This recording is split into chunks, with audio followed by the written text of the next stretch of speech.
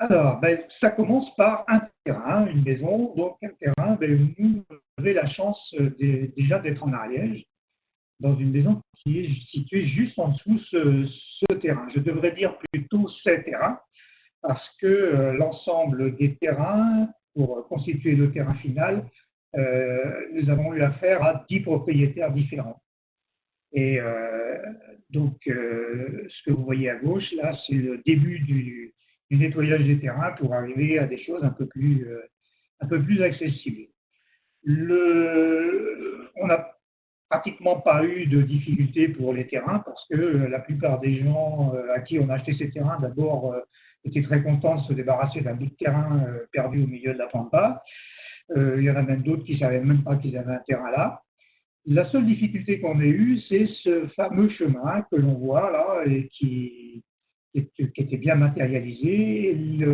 Ce terrain sur lequel passe ce chemin, qui dessert justement ces parcelles, eh bien, il a été oublié dans un héritage. Ça, c'est une histoire ariégeoise.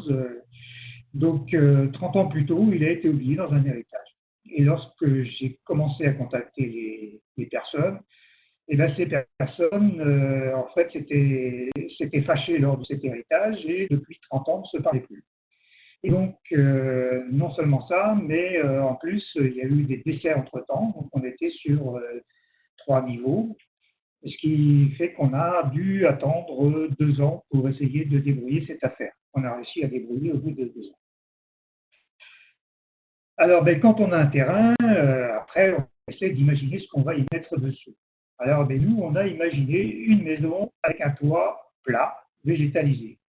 Donc, ce que vous voyez en haut à gauche, c'est un parallélépipède. Hein, c'est pas très esthétique comme maison, mais elle a cette, euh, cette forme par souci justement d'économie au niveau des pertes calorifiques.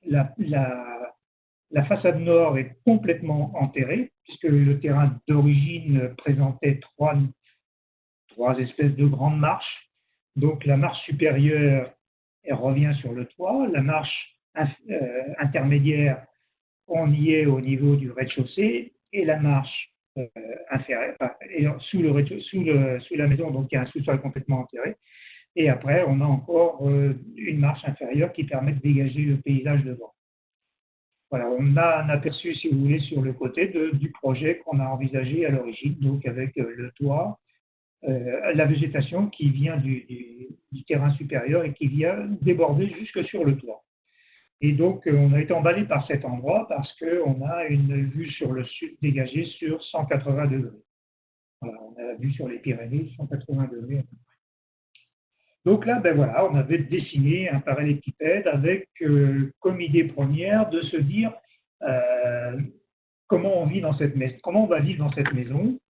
Donc, sans se préoccuper des budgets, on a fait les dessins, des croquis, en se disant bon, on aime bien recevoir, on fait une pièce commune, on met toutes les pièces chambres, tout ça à côté sud. Voilà, on avait réfléchi, donc on a eu le temps, hein, parce qu'il a fallu attendre 2 ans pour débloquer notre fameux chemin. Et on est arrivé donc à faire des plans très élaborés. Là, si vous voulez, on est allé jusqu'à dessiner dans chaque pièce les divers circuits électriques. Alors, je vous dis qu'une petite partie des plans, hein, ma chère épouse avait été jusqu'à, vous voyez, là, on a tous les emplacements de chaque poteau, de chaque poteau de béton, donc tout était détaillé. Vraiment, on a élaboré les plans jusqu'où on pouvait et ça, avec le maximum de détails. Il fallait vraiment arriver, lorsqu'on allait commencer les travaux, à avoir le moins à réfléchir. On a réfléchi bien avant, bien en amont. Donc, voilà, parti donc avec le terrain. Et alors là, comment on voulait faire nous-mêmes et bien en fait, on a loué une mini-pelle. Enfin, c'est un arrangement plutôt avec un voisin qui avait une mini-pelle dont il se servait très peu. Et donc, on a fait un deal avec lui. Il nous a prêté sa mini-pelle et son tracteur avec ce qu'on appelle un tendreau, c'est-à-dire une remorque un peu creuse qui a l'avantage de pouvoir déverser ce qui est dedans de façon hydraulique. Et donc, ben voilà, début du chemin, petite machine de 3 tonnes 5. Bon, le travail qu'aurait demandé, allez, on va dire une semaine, 15 jours avec un- une machine donc adaptée, aurait, oui, 15 jours, nous avons mis 3 mois. Nous avons mis 3 mois pour réaliser le chemin et également creuser donc le trou pour y loger la maison. C'est un travail de très longue haleine. Il faut être sûr d'arriver au bout parce que ça n'avance pas vite. Alors, ça avance pas vite, ça fait en fait on creuse d'un côté, on prend la terre dans le godet, on se retourne de 180 degrés, on dépose de l'autre côté et on commence et on fait ça.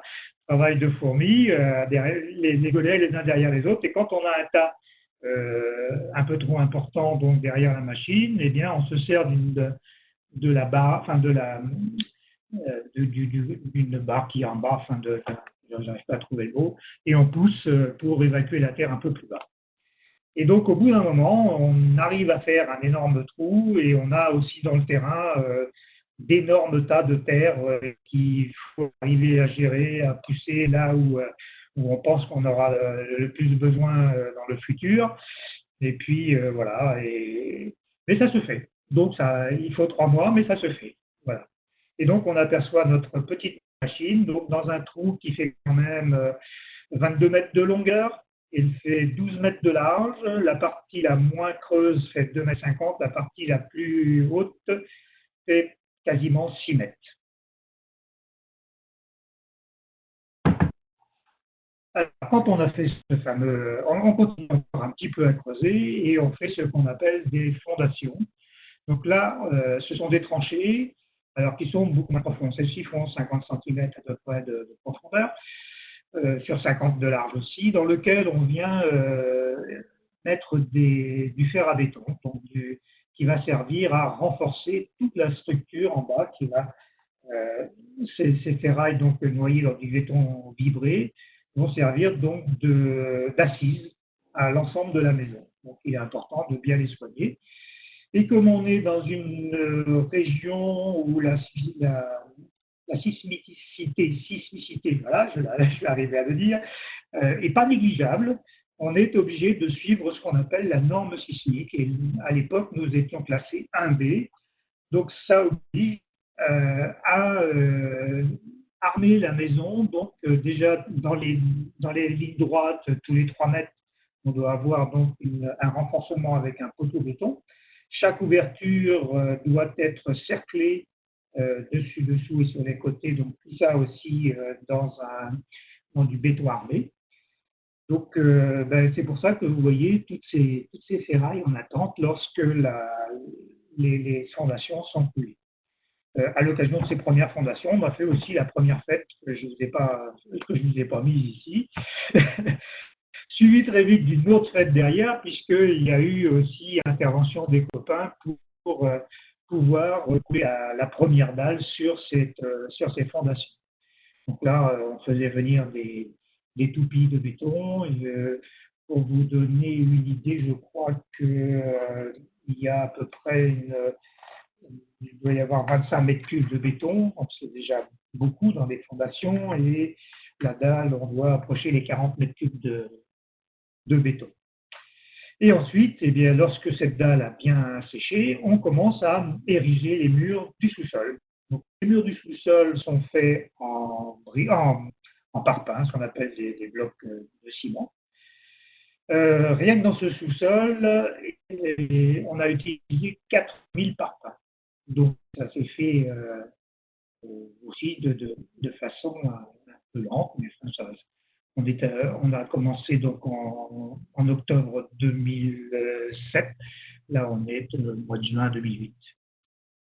Juillet 2008. Alors, je vous présente quand même au passage mon petit Playmobil. Alors, le Playmobil, ça c'est les copains qui l'ont appelé comme ça, c'est un petit tractopelle. C'est un petit Kubota de 21 chevaux qui a l'avantage de pouvoir lever dans son petit godet devant jusqu'à 400 kg et qui a une pelle rétro qui permet de creuser des trous jusqu'à à peu près 1,50 m de profondeur.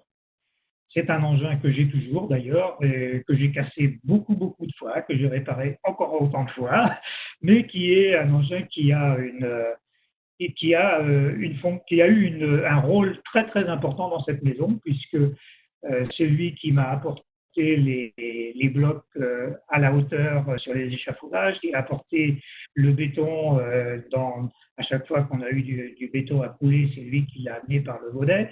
Je le personnalise presque hein, parce que c'est un amour de petit tracteur qui fonctionne très bien. L'autre particularité de ce sous-sol, c'est que vous voyez, les murs sont doublés. Alors pourquoi doublés? Parce que la partie rez-de-chaussée est en monomure. La monomure, c'est une brique qui fait 40 cm d'épaisseur et ça ne me plaisait pas de poser une brique de 40 en porte-à-faux sur un bloc de 20 dessous. Sauf d'autant qu'on avait un toit végétal prévu dessus, je me suis dit quand même au niveau des charges, effectivement, c'était un peu limite. Donc on a doublé tous les murs porteurs de façon à se retrouver avec une largeur identique dans le sous-sol que sous les briques des murs de l'étage. Donc là, ben, encore on vient donc mettre ce qu'on appelle des entrevous, des poutrelles de béton, du ferraillage, alors toujours du ferraillage en suivant les normes. Donc vous voyez encore, on a la répétition des poteaux de béton tous les 3 mètres, avec là, et comme il y aura des ouvertures, effectivement, chaque ouverture, il y aura aussi ces morceaux de ferraille qui seront en attente pour encercler de façon bétonnée toutes les ouvertures. Et donc, quand on coule une dalle, il ne faut surtout pas oublier de soutenir les poutrelles de béton. Alors, on pourrait croire que les poutrelles de béton sont hyper solides. Alors, c'est solide, certes, mais quand le béton est coulé dessus, si on ne prévoit pas un soutènement dans le centre de ces poutrelles, eh bien, ces poutrelles ont tendance à fléchir, voire casser, et on pourrait se retrouver avec le béton là où on n'aimerait pas trop l'avoir.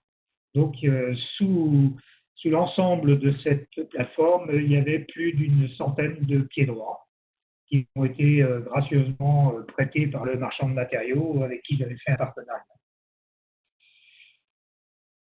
Voilà, donc on en est là, on est arrivé donc à couler la dalle du rez-de-chaussée, donc qui sert également de plafond au sous-sol. On a déjà un peu bouché le trou. Donc voilà, je vous dis, faites avec les copains. Et les copains ont toujours répondu présent à chaque besoin. C'est hyper important, effectivement, d'être soutenu quand on a effectivement des gros travaux comme ça à faire. Voilà, donc ça, en général, on commençait le matin relativement tôt et le midi, en général, les dalles étaient coulées. Et là aussi, je crois qu'on est dans l'ordre d'une trentaine de mètres cubes de béton. Donc c'est une maison qui, au total, a dû engouffrer à peu près 100 mètres cubes de béton. Donc elle n'est pas du tout écolo en matière grise, puisque tout ça, ce sont des matériaux classiques. On est resté sur ce choix-là parce que ça nous paraissait le plus facile à réaliser. Si on était parti sur des matériaux de type paille et tout ça, il aurait fallu faire partie d'un groupement et ça nous embêtait un petit peu de nous lancer dans ce genre de choses. Là, ce sont des techniques et des matériaux complètement maîtrisés où on peut trouver toute la doc et tous les renseignements qu'on veut pour les mettre en œuvre.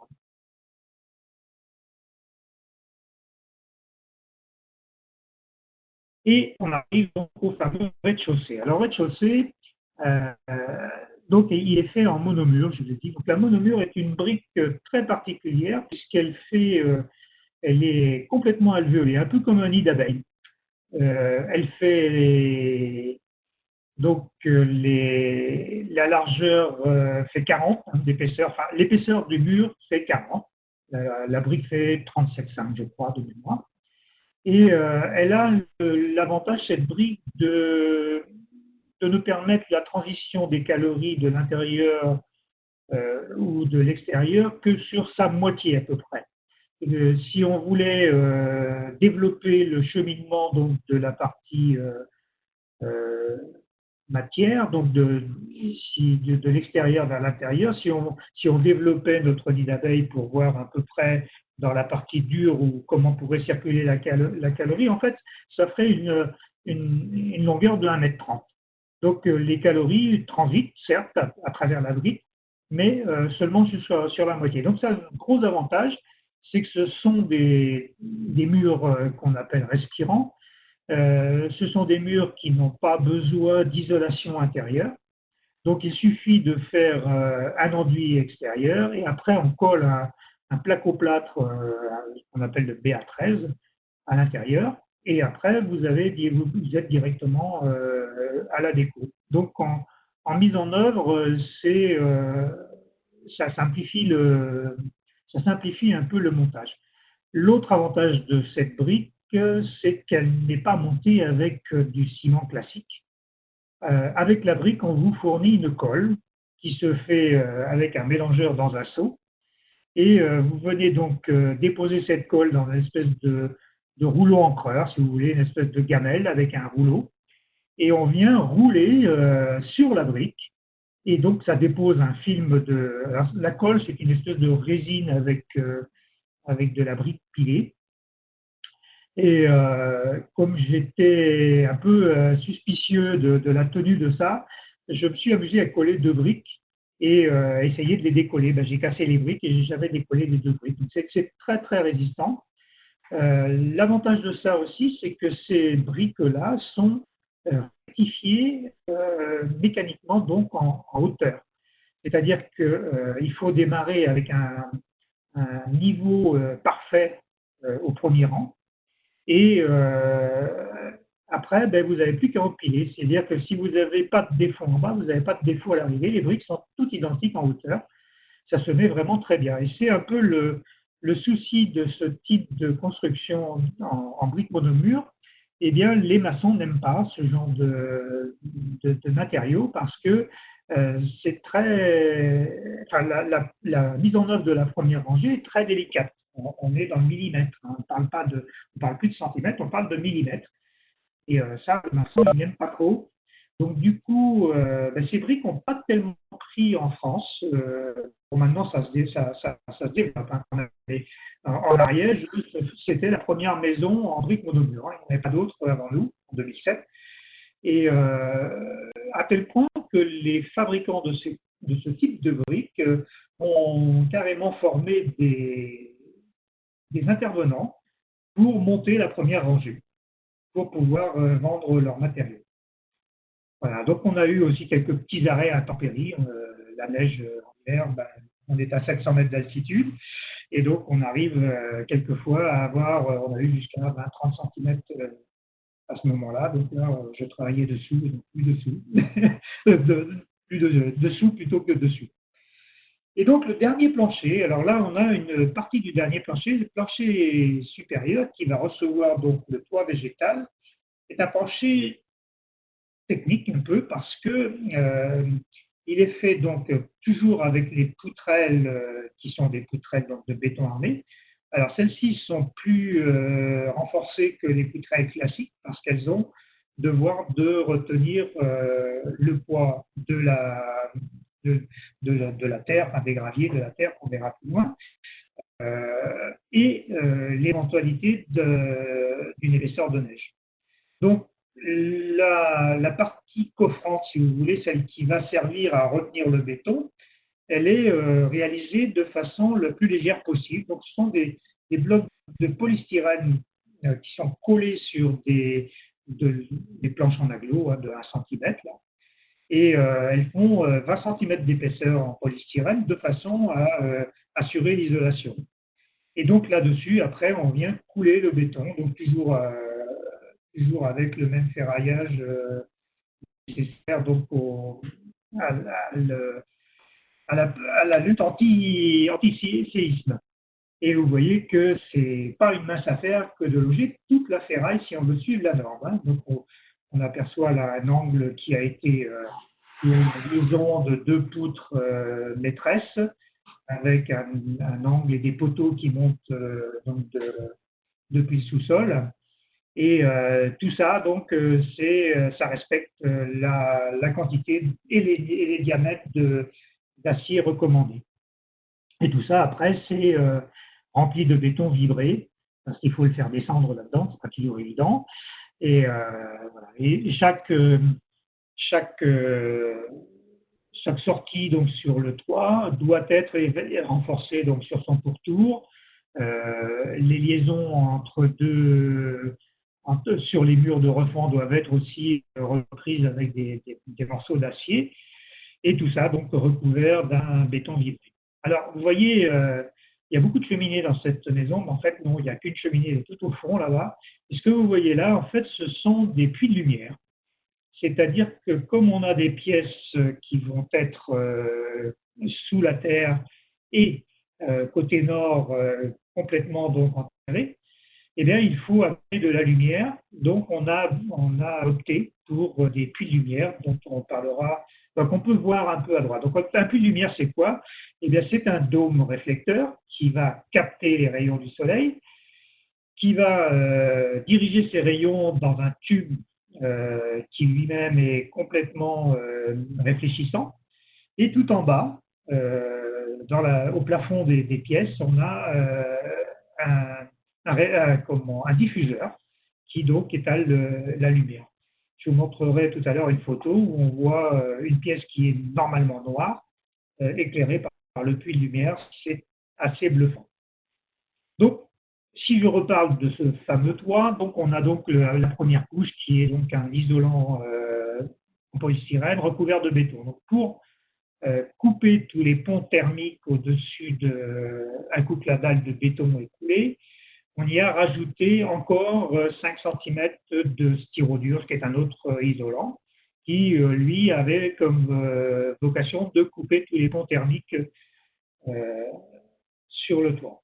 Le reste, après, au-dessus donc, de cet isolant, on y a fait une chape qui permet de récupérer l'eau. Ce que vous voyez sur la quatrième photo, en fait, on a fait ce qu'on appelle une pointe de diamant inversée, c'est-à-dire qu'on a fait des pentes depuis l'extérieur vers un point d'évacuation qui n'est pas tout à fait central parce qu'il fallait qu'il tombe dans un placard. Donc, et on récupère l'eau de ce toit. Je vous expliquerai tout à l'heure les endroits où on s'en sert. Et là aussi, intervention des copains, donc faite à la fin de ce coulage. Alors, le toit végétal. Donc, toit végétal, donc on est parti, maintenant on a un toit en béton avec une pente pour récupérer l'eau. Et bien sûr, ces pentes, on vient d'abord y mettre une feutrine qui est assez épaisse, qui fait 5 mm d'épaisseur à peu près, et qui est là pour éviter qu'il y ait des points de perforation de la bâche qu'on va y rajouter par-dessus. Par-dessus cette feutrine, on vient y mettre une bidime qu'on appelle, c'est un géotextile un peu renforcé celui-là, effectivement, qui a aussi le but de protéger la bâche de caoutchouc. Alors, on a opté pour une bâche en EPDM. L'EPDM, c'est du caoutchouc, hein, c'est une sorte de caoutchouc. C'est la même matière que l'on rencontre quand vous voyez sur l'autoroute, quand vous voyagez et que vous voyez ces grands bassins qui récupèrent de l'eau, là, qui sont immenses. Et là, ils sont faits avec ce genre de matériaux. Alors, c'est une technique très peu usitée en France aussi. On a été chercher ces idées-là sur ce que font les Belges, les pays nordiques. Eux, ils utilisent ça depuis 40-50 ans et ils n'ont aucun problème. En France, on a tendance à utiliser ce qu'on appelle le mammouth. Enfin, c'est un papier ou alu goudronné qui a l'horrible défaut de fondre en été et de craquer en hiver. Et bien, si vous mettez une bâche EPDM, ça encaisse tout ça et ça ne bouge pas. Ça ne bouge vraiment pas. Et pourtant, c'est très peu épais. Ça doit faire de l'ordre du millimètre et demi d'épaisseur. C'est pas très épais comme matière. Par contre, c'est très lourd. La bâche complète, parce qu'il vous la livre d'un seul morceau, y compris la découpe qu'on doit faire sur place, là, et donc la bâche roulée, elle arrive, elle fait 300 kg. Et 300 kg, et bien ça ne se remue pas facilement. Et j'en ai bien battu pour réussir à la tendre. Là, j'ai pas fait appel aux copains, j'aurais dû. Très honnêtement, j'aurais dû, mais bon, ça se fait. Ça se fait avec un peu d'insistance. Donc, lorsqu'on a mis ce fameux caoutchouc, on vient encore recouvrir du même géotextile, anti-poinçonnement aussi, et on le recouvre d'abord de galets roulés, des galets de rivière ronds, pour éviter effectivement qu'il y ait des endroits coupants ou des endroits piquants. Et par-dessus ce galet roulé, donc de certaines dimensions, on vient y rajouter un autre gravillon roulé aussi de plus faible diamètre. Et par-dessus ça encore, une autre toile géotextile qui, elle, a pour but de freiner l'enracinement, de ne pas permettre aux racines de descendre plus bas que cette toile. Et là, à peine avait-on fini cette opération qu'on a à nouveau eu la neige qui a éprouvé le tout et ma foi, c'était étanche. Alors après, dedans, cette maison, donc, elle est pour être en basse consommation, c'est une maison isolée. Donc, on n'a pas opté sur le triple vitrage. Sur les façades sud, on a gardé du double vitrage, pardon, parce que le triple vitrage est très efficace, mais il a aussi le désavantage de nous priver des gains que peuvent amener l'exposition sud. Donc on est resté sur du double vitrage, ce qui fait que en fait, le coût des menuiseries en était autant diminué. Et dans cette maison, il y a un système de ventilation qu'on appelle VNC à double flux avec récupération de calories. Alors qu'est-ce que ça veut dire? Eh bien, ça veut dire que c'est un appareil électrique qui extrait l'air vicié donc des des salles de bain, WC, cuisine, mais avant de le rejeter à l'extérieur, cet air vicié passe par un espèce de nid d'abeilles, dont une alvéole sur deux donc est occupée par ce gaz, donc avant de sortir. Cet air sort donc une alvéole sur deux. Et dans l'autre sens, on aspire de l'air neuf qui rentre dans le même nid d'abeilles, mais lui donc dans les autres cases, pour pas qu'il y ait de mélange entre les deux, bien sûr, et qui va récupérer les calories que l'on extrait pour se réchauffer.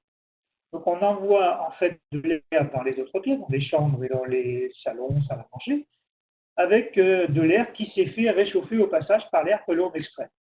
Et nous, on est allé un petit peu plus loin, puisque cet air que l'on aspire, on ne le prend pas dehors, on le prend dans le sous-sol. Le sous-sol étant complètement enterré, déjà il a une inertie thermique très évidente. Ceux qui viennent à la maison en été comme en hiver se rendent très bien compte quand on ouvre la porte du garage que effectivement on change de température.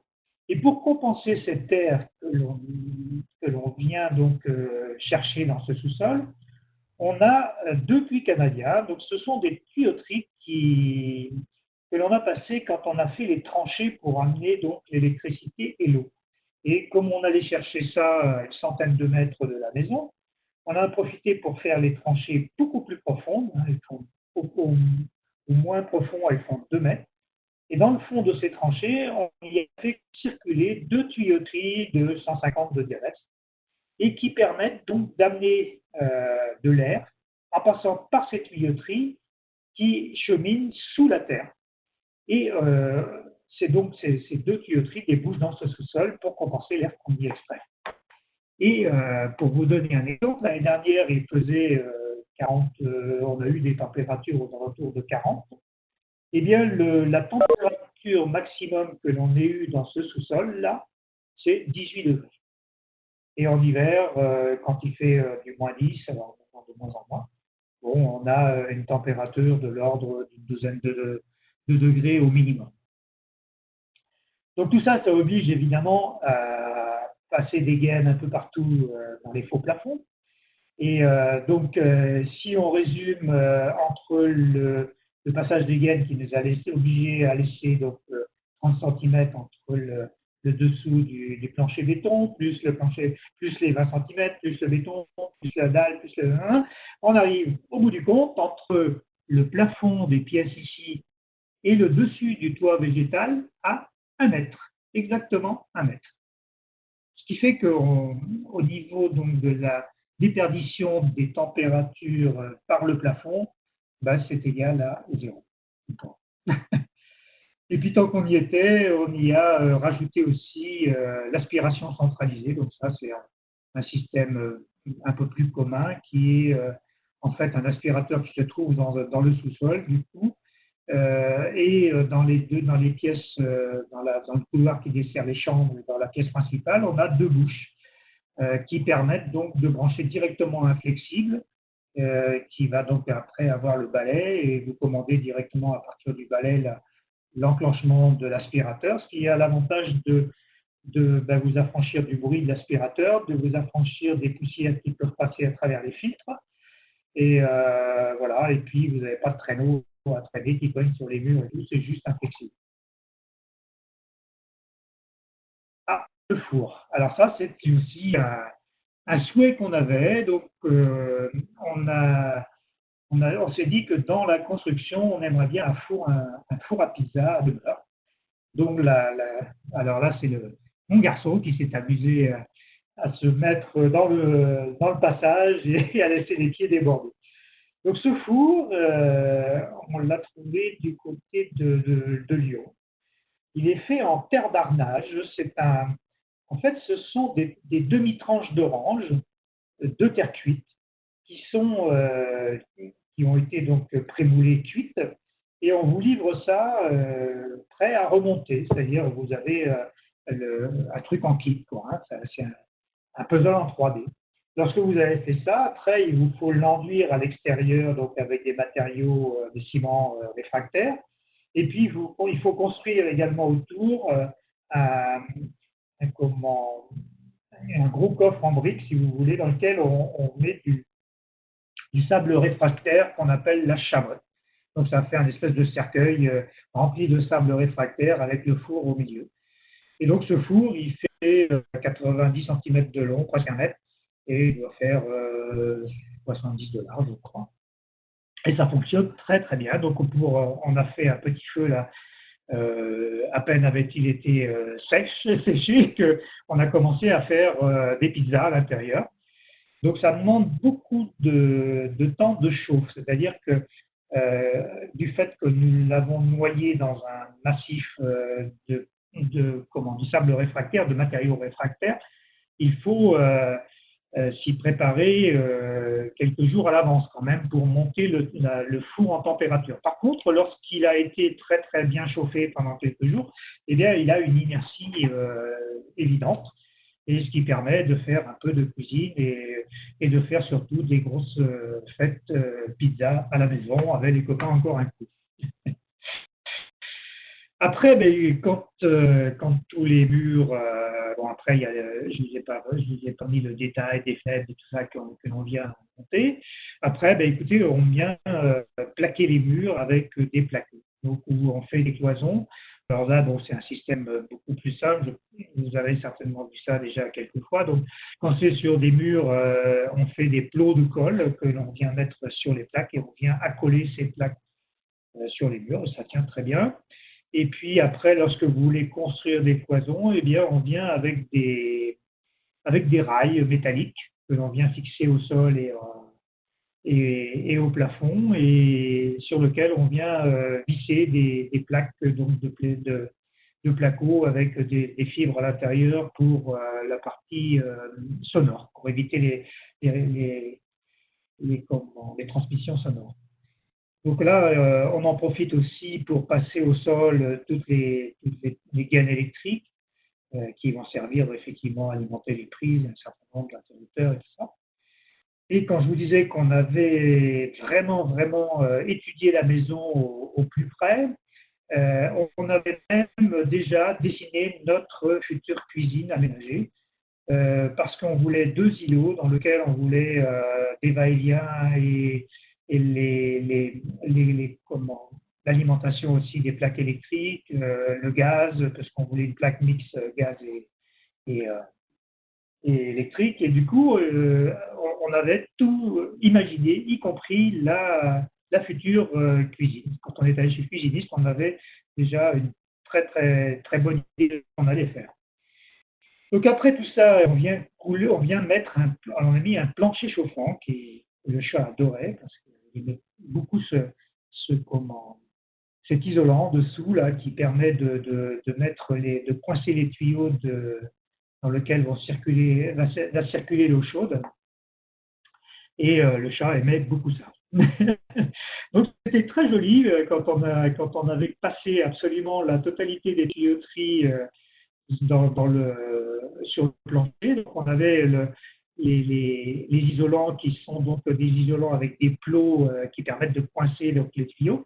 Donc les isolants sont d'un joli bleu presque turquoise et puis les tuyaux sont rouges, donc ça fait un bel effet avec les divers serpentins qui sont dessinés donc, pour justement répartir la chaleur au bon endroit. Donc il y a des petites subtilités qui seront livrées par le fournisseur du chauffage où ils vous disent donc de resserrer donc, les tuyauteries à proximité des fenêtres et puis les écarter un peu plus loin, éviter les endroits où vous allez avoir des vols, etc., etc. Et lorsque tout ça c'est fait, on vient couler là-dessus ce qu'on appelle une chape liquide. Et là, donc, on a fait intervenir une entreprise. Donc là, on n'est plus en autoconstruction, mais le produit que l'on voulait utiliser n'est pas vendu aux particuliers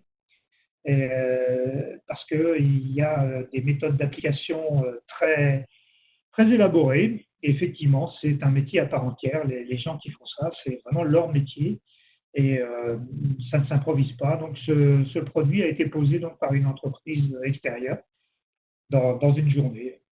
Et après, donc c'est assez impressionnant parce que lorsque la chape est complètement coulée dans toute la maison, il faut fermer complètement la maison, les volets, et laisser tout ça transpirer pendant 2 jours, je crois, 2 ou 3 jours. Et vous voyez les murs qui ruissellent d'eau. Et du coup, vous dites, ben, j'espère que ma colle sur les murs, ça va bien tenir. Enfin, il y a plein de choses qui sont un peu inquiétantes. Puis finalement, non, tout ça, ça finit par se sécher. Et, et cette même entreprise revient derrière avec un espèce ils appellent ça un hélicoptère, mais c'est vraiment, ça ressemble à ça. Ce sont 4 pales entraînées par un moteur thermique et qui vient rayer cette surface qui est trop lisse pour pouvoir y coller du carrelage autrement, ils ne tiendraient pas. Donc ils sont obligés de prendre la surface rugueuse pour que la colle puisse prendre sur cette surface. Par contre, après, c'est du vrai bonheur de coller du carrelage parce que vous n'avez aucune différence de hauteur, vous n'avez pas de reprise de ciment, rien. Vous êtes sur un billard pour poser des carreaux de carrelage. Et après, en dessous, vous avez le cœur de la maison. Donc, pour alimenter ce chauffage, on a des panneaux solaires qui sont situés sur le toit. Donc, ce sont des panneaux thermiques. Ce ne sont pas des panneaux solaires qui produisent de l'électricité, mais ce sont des panneaux qui servent à réchauffer de l'eau. Donc, on circule dans les panneaux donc on a des petites pompes là qui, lorsque la température du panneau est supérieure à celle du bidon tampon qui est derrière, eh bien, ça commence à circuler et puis ça se régule. Et lorsque il n'y a pas de soleil, ce qui arrive quand même assez souvent, l'Ariège, ça arrive, à ce moment-là, on a une chaudière à bois en complément qui a pour office de gonfler la même réserve d'eau derrière. Donc, la réserve d'eau, elle ne sert pas d'eau de consommation, c'est une réserve de calories. Donc elle fait à peu près elle fait 1000 litres, un mètre cube, et on arrive à la chauffer à 80-85 degrés. Et donc cette eau, elle sert de circuit primaire à 2 échangeurs ici que l'on voit là. Alors, ce sont les appareils qui nous servent à produire de l'eau chaude. Donc, pour produire de l'eau chaude, quand on ouvre le robinet d'eau chaude, en fait, il y a à l'intérieur de ce boîtier un échangeur à plaque aussi et un débitmètre. Donc, le débitmètre enregistre que l'eau est demandée, donc au robinet, va déclencher la rotation dans le circuit primaire de l'eau à 85 degrés en fonction de la vitesse à laquelle on va soutirer de l'eau en face. Donc en fait, là, vous avez un petit automate qui est associé et vous programmez là-dessus la température de l'eau et c'est très très fiable. Ça a le gros avantage de ne produire l'eau chaude qu'au moment où l'on s'en sert. On ne produit pas d'eau chaude avant, donc vous n'avez plus les problèmes de salmonellose et tout ça, puisque vous la produisez en instantané. Et dans cette maison, nous en avons deux, parce qu'on récupère l'eau de pluie, et l'eau de pluie nous sert également pour les douches, les baignoires, et donc on a un circuit complètement séparé qui permet de réchauffer l'eau récupérée. Et on a même une petite subtilité ici, qui est du même style, c'est-à-dire qu'on a des salles de bain qui sont un peu éloignées de ce poste-là. Donc, pour produire de l'eau chaude, ça demanderait à faire couler longtemps le robinet avant que l'eau chaude n'arrive là-bas. Et bien, ce petit truc-là, en fait, on a bouclé la ligne d'eau chaude.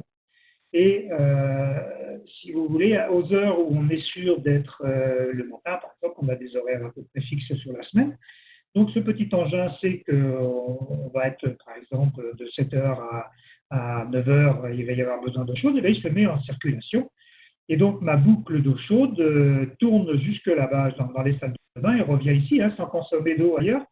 Et ce qui fait que lorsqu'on ouvre le robinet, ben, en fait, l'eau est directement, c'est ce qui se fait dans les hôtels maintenant, vous voyez ça, vous ouvrez le robinet, vous êtes surpris de trouver de l'eau chaude directement.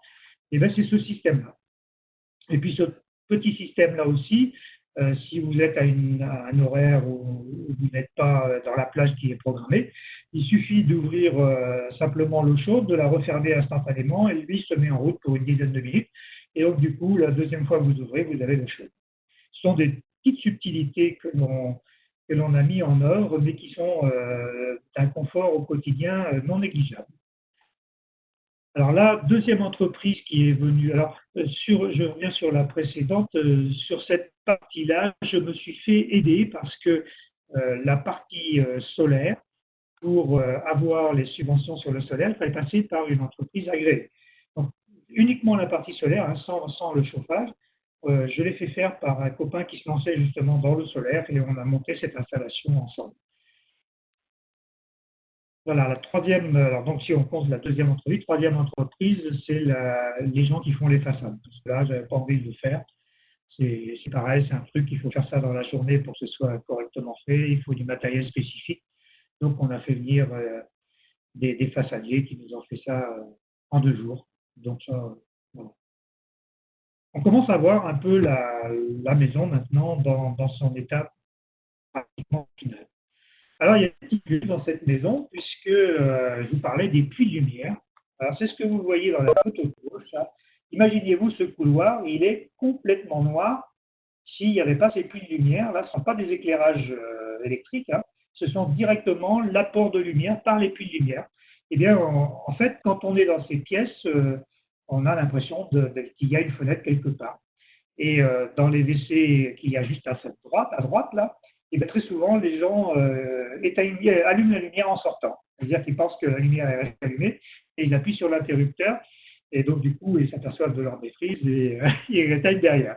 Mais, et en plus, là, nous avons, rajouté l'éclairage au même endroit. C'est-à-dire qu'à l'intérieur de ces puits de lumière, on y a rajouté une lampe qui nous sert d'éclairage la nuit. Ce qui fait qu'on a les seuls points lumineux sont là, aussi bien de jour que de nuit. Autre subtilité sur le bord de ce couloir, vous voyez une trappe là. Là, cette trappe, comme le couloir dessert les chambres et les salles d'eau, et là, c'est là où on balance notre linge et le linge tombe dans le sous-sol près de la machine à laver. Encore un peu plus en dessous, là, vous avez au niveau donc, du plan de travail de la cuisine, on y a aussi ménagé des ouvertures avec un petit couvercle. Et là, ce sont les recyclables qui viennent directement dans les poubelles, dans le parti sous-sol. Là, tous nos recyclables partent d'ici, se retrouvent dans la poubelle, et quand la poubelle déborde, on va les virer.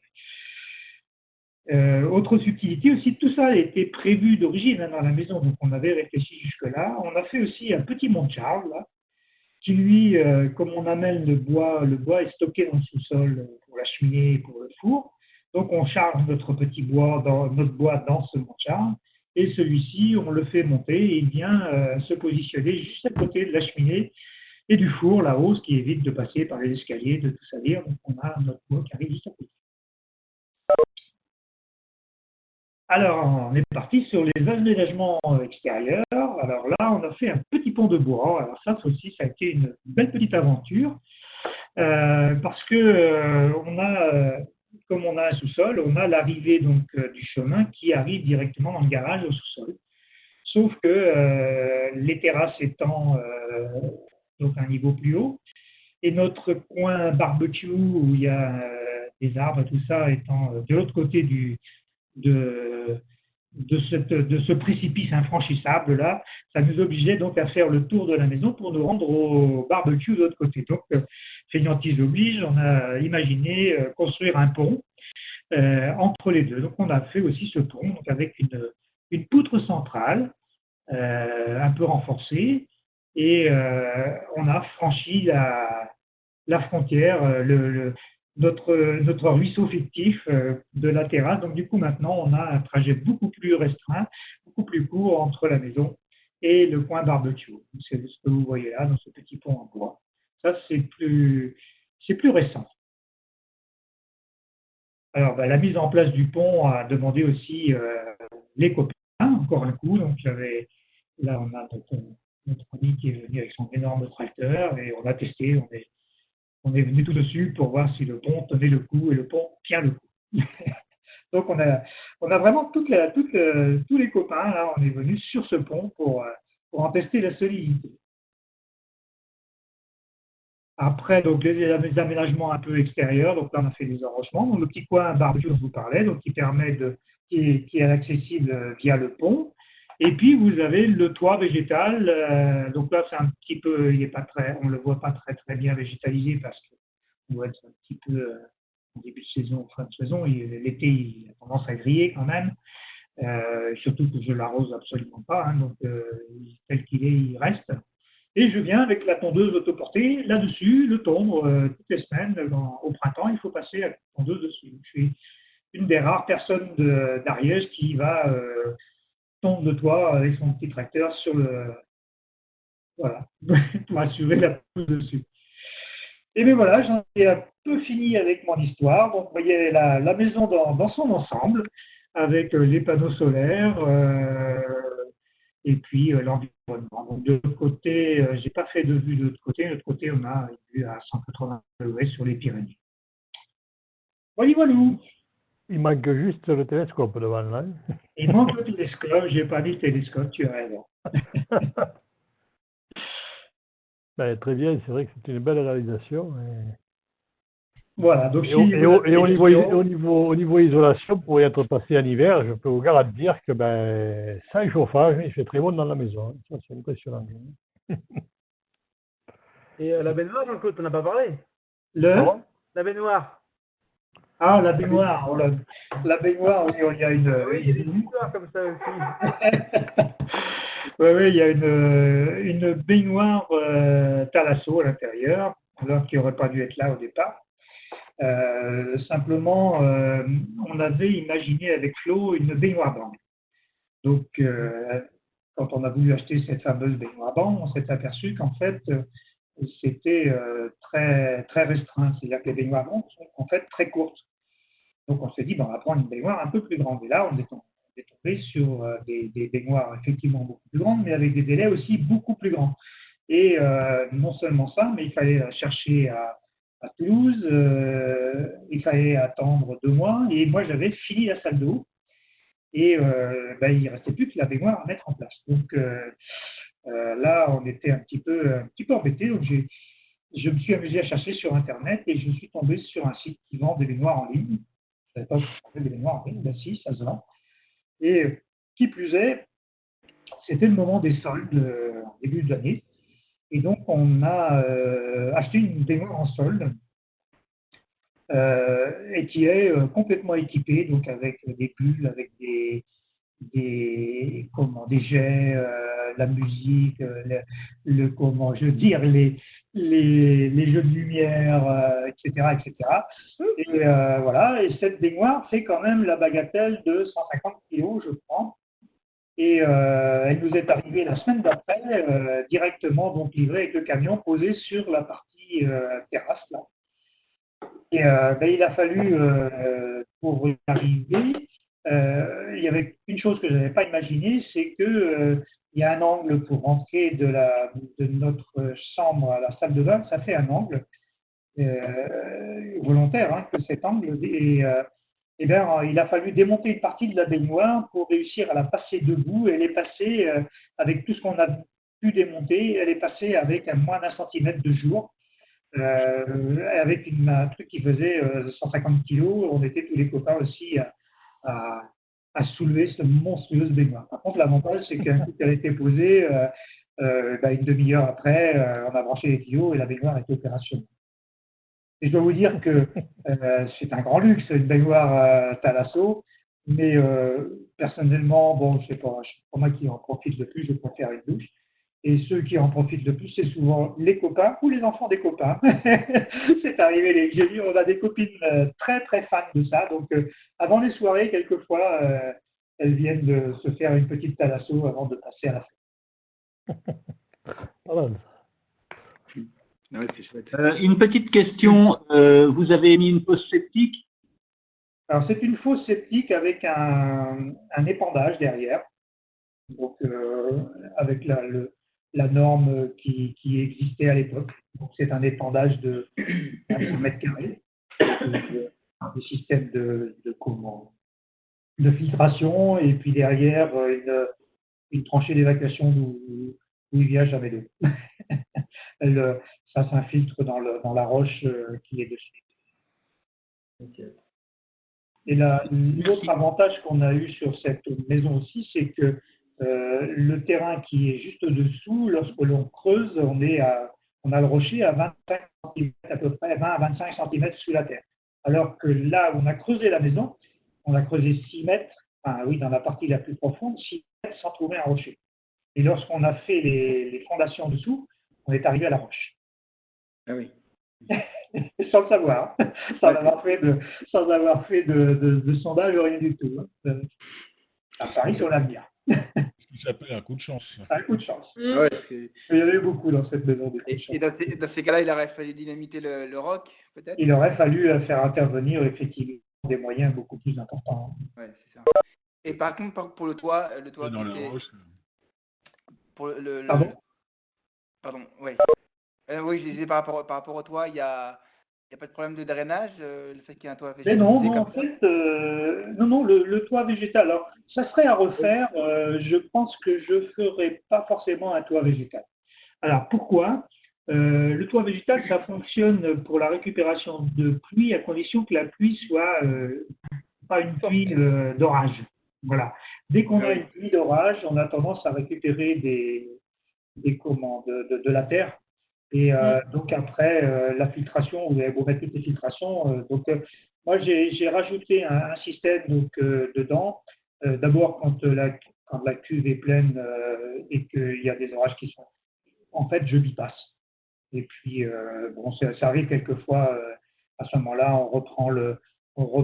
Parce que comme on a les deux circuits en parallèle, on peut remettre sur le circuit libre. Ça oblige effectivement, quand on a un système comme ça, à doubler les circuits de distribution. Il devrait être complètement séparé. Récupérer, il y a une citerne alors pour la récupérer? Alors, la citerne, elle est sous la terrasse. Elle fait 10 mètres cubes. Ouais.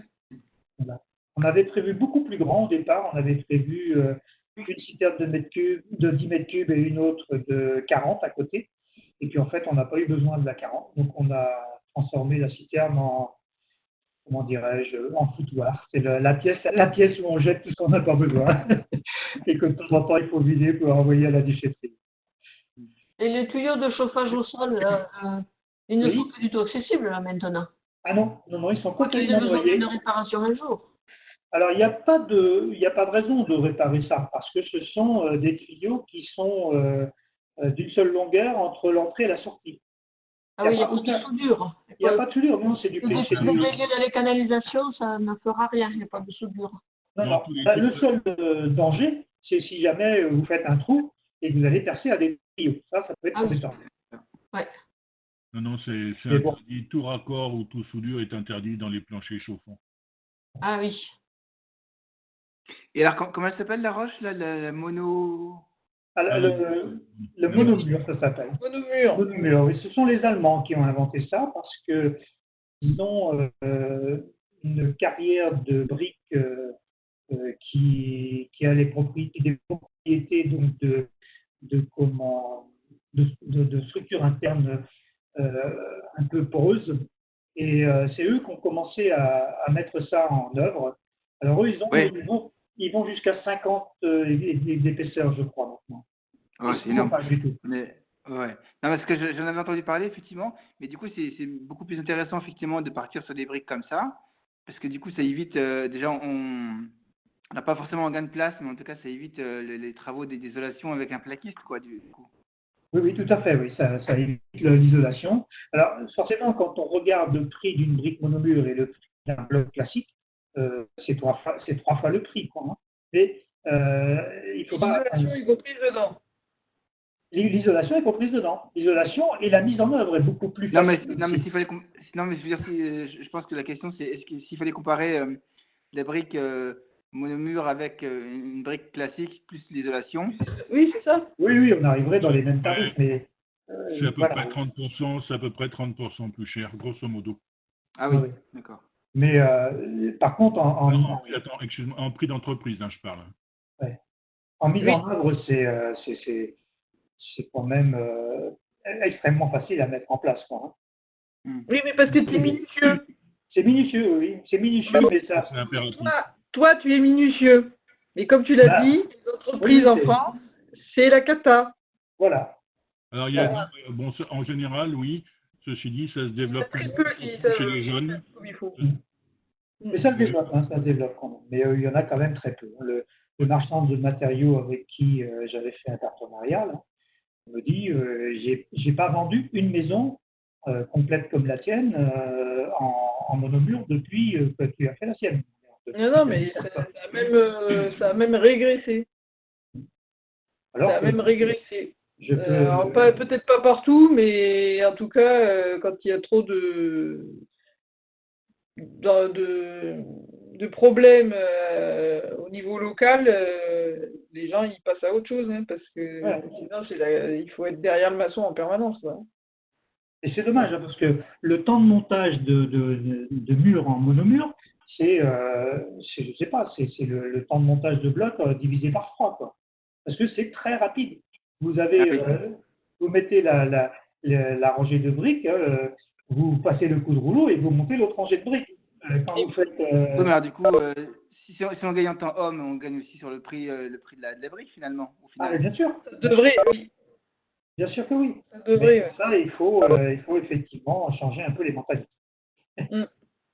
Et par exemple, si on perce le mur, enfin, c'est des briques là, si on la perce. Alors, on met des suies chimiques. Oui, c'est ça. Ah oui, d'accord, oui. Oui, c'est le mieux. C'est ça le seul inconvénient de la brique, c'est qu'il faut du scellement chimique, parce que sinon les chevilles, ça tient pas, ça effrite la brique et puis ça casse. Ah oui. Il faut forcément du scellement chimique, c'est le seul inconvénient. Oui. Alors j'avais une petite remarque. Oui. Quand on discute avec Gérard sur les couloirs, oui. il a l'air de pas aimer ça. Et on se retrouve avec un grand couloir. Voilà, mais c'est un couloir, effectivement, c'est celui qui dessert la totalité des pièces, quoi, en fait. Hein. Si tu veux, quand on regarde la dernière photo, là, la grande pièce est rectangulaire, donc elle fait 66 mètres carrés, là, sans aucun mur à l'intérieur. C'est juste le salon qu'on a surbaissé volontairement pour faire un petit point un petit peu cosy. Hein. Et puis après, on a un couloir donc, qui est transversal, donc, qui est perpendiculaire à cette pièce et qui dessert donc jusqu'à la dernière chambre qui est au bout, l'ensemble des pièces. Voilà. C'est le sol. Et oui, mais après, c'était difficile de faire autrement. On ne voyait pas trop. Oui, ben Parce après, qu'on voulait avoir, dans notre cahier des charges à nous, on voulait avoir les 3 chambres avec les ouvertures sur la terrasse. oui. Donc au sud. Ce sont les pièces qui sont derrière, alors. Alors derrière, donc les pièces qui sont côté nord. Alors en premier, vous avez un WC. Ensuite, on a un bureau lingerie, si on peut. Ensuite, il y a une première salle de bain qui est la salle de bain dédiée aux enfants. Et ensuite, on a notre coin à nous, donc on a notre chambre avec notre salle de bain dédiée avec la fameuse baignoire Thalasso, dans le dernier angle au fond. Et il y a un volet, là, à ce puits de lumière pour fermer dans la chambre. Hein. Alors, il n'y a pas de puits de lumière dans les chambres. Hein. Elles sont. Oui, c'est une fenêtre ordinaire. Oui, ce sont des fenêtres avec des volets roulants. Et les ampoules qui sont dans les puits de lumière, c'est pas trop difficile pour les changer? Les ampoules. Ah non, ça se démonte par-dessous. Ah, Dessous, vous avez le diffuseur, il est juste enclenché, il est clipsé dessous. Donc vous enlevez le diffuseur et puis vous avez accès à l'ampoule. ouais. Après, tu as une occultation là, pour les puits de lumière intérieurs. Oui, mais là, il n'y en a pas besoin puisqu'on est sur des pièces qui ne sont pas utilisées pour des chambres. Autrement, Oui, ça existe. ça peut s'occulter. Ça peut s'occulter, oui. Oui. Ça neige, ça occulte. Oui, Ça tamise. Ça tamise, ouais. Ça m'est arrivé de monter là-haut, dégager les petites lumières. Quand on a eu jusqu'à le plus qu'on ait eu depuis la maison, je crois que c'est 40 cm. Bah là, je suis allé sur le toit dégager les puits de lumière pour avoir un peu plus de clarté dans les pièces. Et au bord du toit, il y a des garde-corps pour pas Rien du tout. Rien du tout. Les enfants ne vont pas y jouer, ils risquent de tomber. Il y a une barrière d'accès, par contre. Une barrière qui permet d'accéder sur le toit. Il est fermé. Ouais. En gros, il faut faire la fête avant d'aller tondre. Voilà. D'intérêt à avoir des bons freins sur ton autoporté, là, quand même. Ah, il ne faut pas faire n'importe quoi avec l'autoporté là-haut. Alors, j'avais aussi encore des petites questions. J'ai été distraite une fraction de seconde. Là. Ton plancher chauffant, il est solaire ou pas? Oui. Ah, voilà. Oui, c'est un plan. Enfin, si tu veux, le plancher et la production d'eau chaude sont prioritairement solaires. Le complément est assuré par une chaudière à bois. Bon, alors ça, c'est une chose. Et du coup, tu parles d'une maison passive? Pas passive. J'ai jamais dit qu'elle était passive. J'ai dit basse consommation. Au début, tu as parlé quand même un petit peu de passif, en disant qu'elle n'était pas écolo, mais qu'elle était à tendance passive. Non, basse consommation. J'ai jamais dit passive. Bon, c'était peut-être un lapsus, alors. Oui. non, elle est pas passive. Il y a beaucoup d'actifs pour une maison passive. Non, la maison passive, elle aurait pu être, si tu veux, zéro consommation si on y avait rajouté des panneaux solaires photovoltaïques. Parce que comme on a très peu de consommation, voilà, je te dis, on consomme 4000 kW à l'année. Donc en passant en panneaux photovoltaïques, on aurait probablement un excédent de oui, tu aurais une production. Tu aurais carrément une production, oui. Mais on n'a pas voulu aller jusque-là. L'intérêt de ça, c'est surtout quand tu as une consommation importante, bon, déjà ça t'allège la facture. Quand tu n'as pas de consommation ou peu de consommation, l'intérêt est moindre. Après, il faut vouloir faire de l'argent avec sa maison. Bien sûr.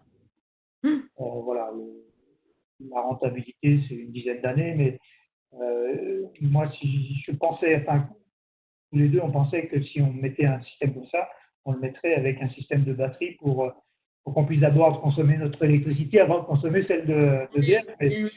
Mais bon, la durée de vie des batteries, c'est 10 ans, et voilà. Après, oui, c'est autre chose. Hein. C'est un autre problème. Donc, non, pour l'instant, on n'a pas opté à ça, pour ça. Et puis au niveau écologie, les batteries, c'est quand même pas le top du top. C'est ça, ouais. Voilà. Et encore une question. Vas-y, Tu as fait donc intervenir une entreprise pour couler ta chape. Oui. Et du coup, comme tu fais intervenir une entreprise à ce moment-là, pourquoi tu repars sur un carrelage à coller dessus plutôt que de faire une chape béton qui serait en finition, qui peut être finie brute ou cirée, quoi. Oui, je sais pas. L'idée nous est pas venue à l'époque. Ça ne faisait pas partie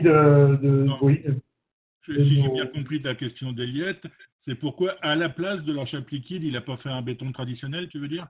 Ah non, c'est-à-dire que la chape, il fait venir une entreprise, elle est donc lissée parfaitement et elle peut servir si elle peut être cirée, mais comme elle peut rester brute, mais on va dire. Elle peut pas rester brute. Non, mais il y a des revêtements qui se mettent dessus. Il y a une autre finition.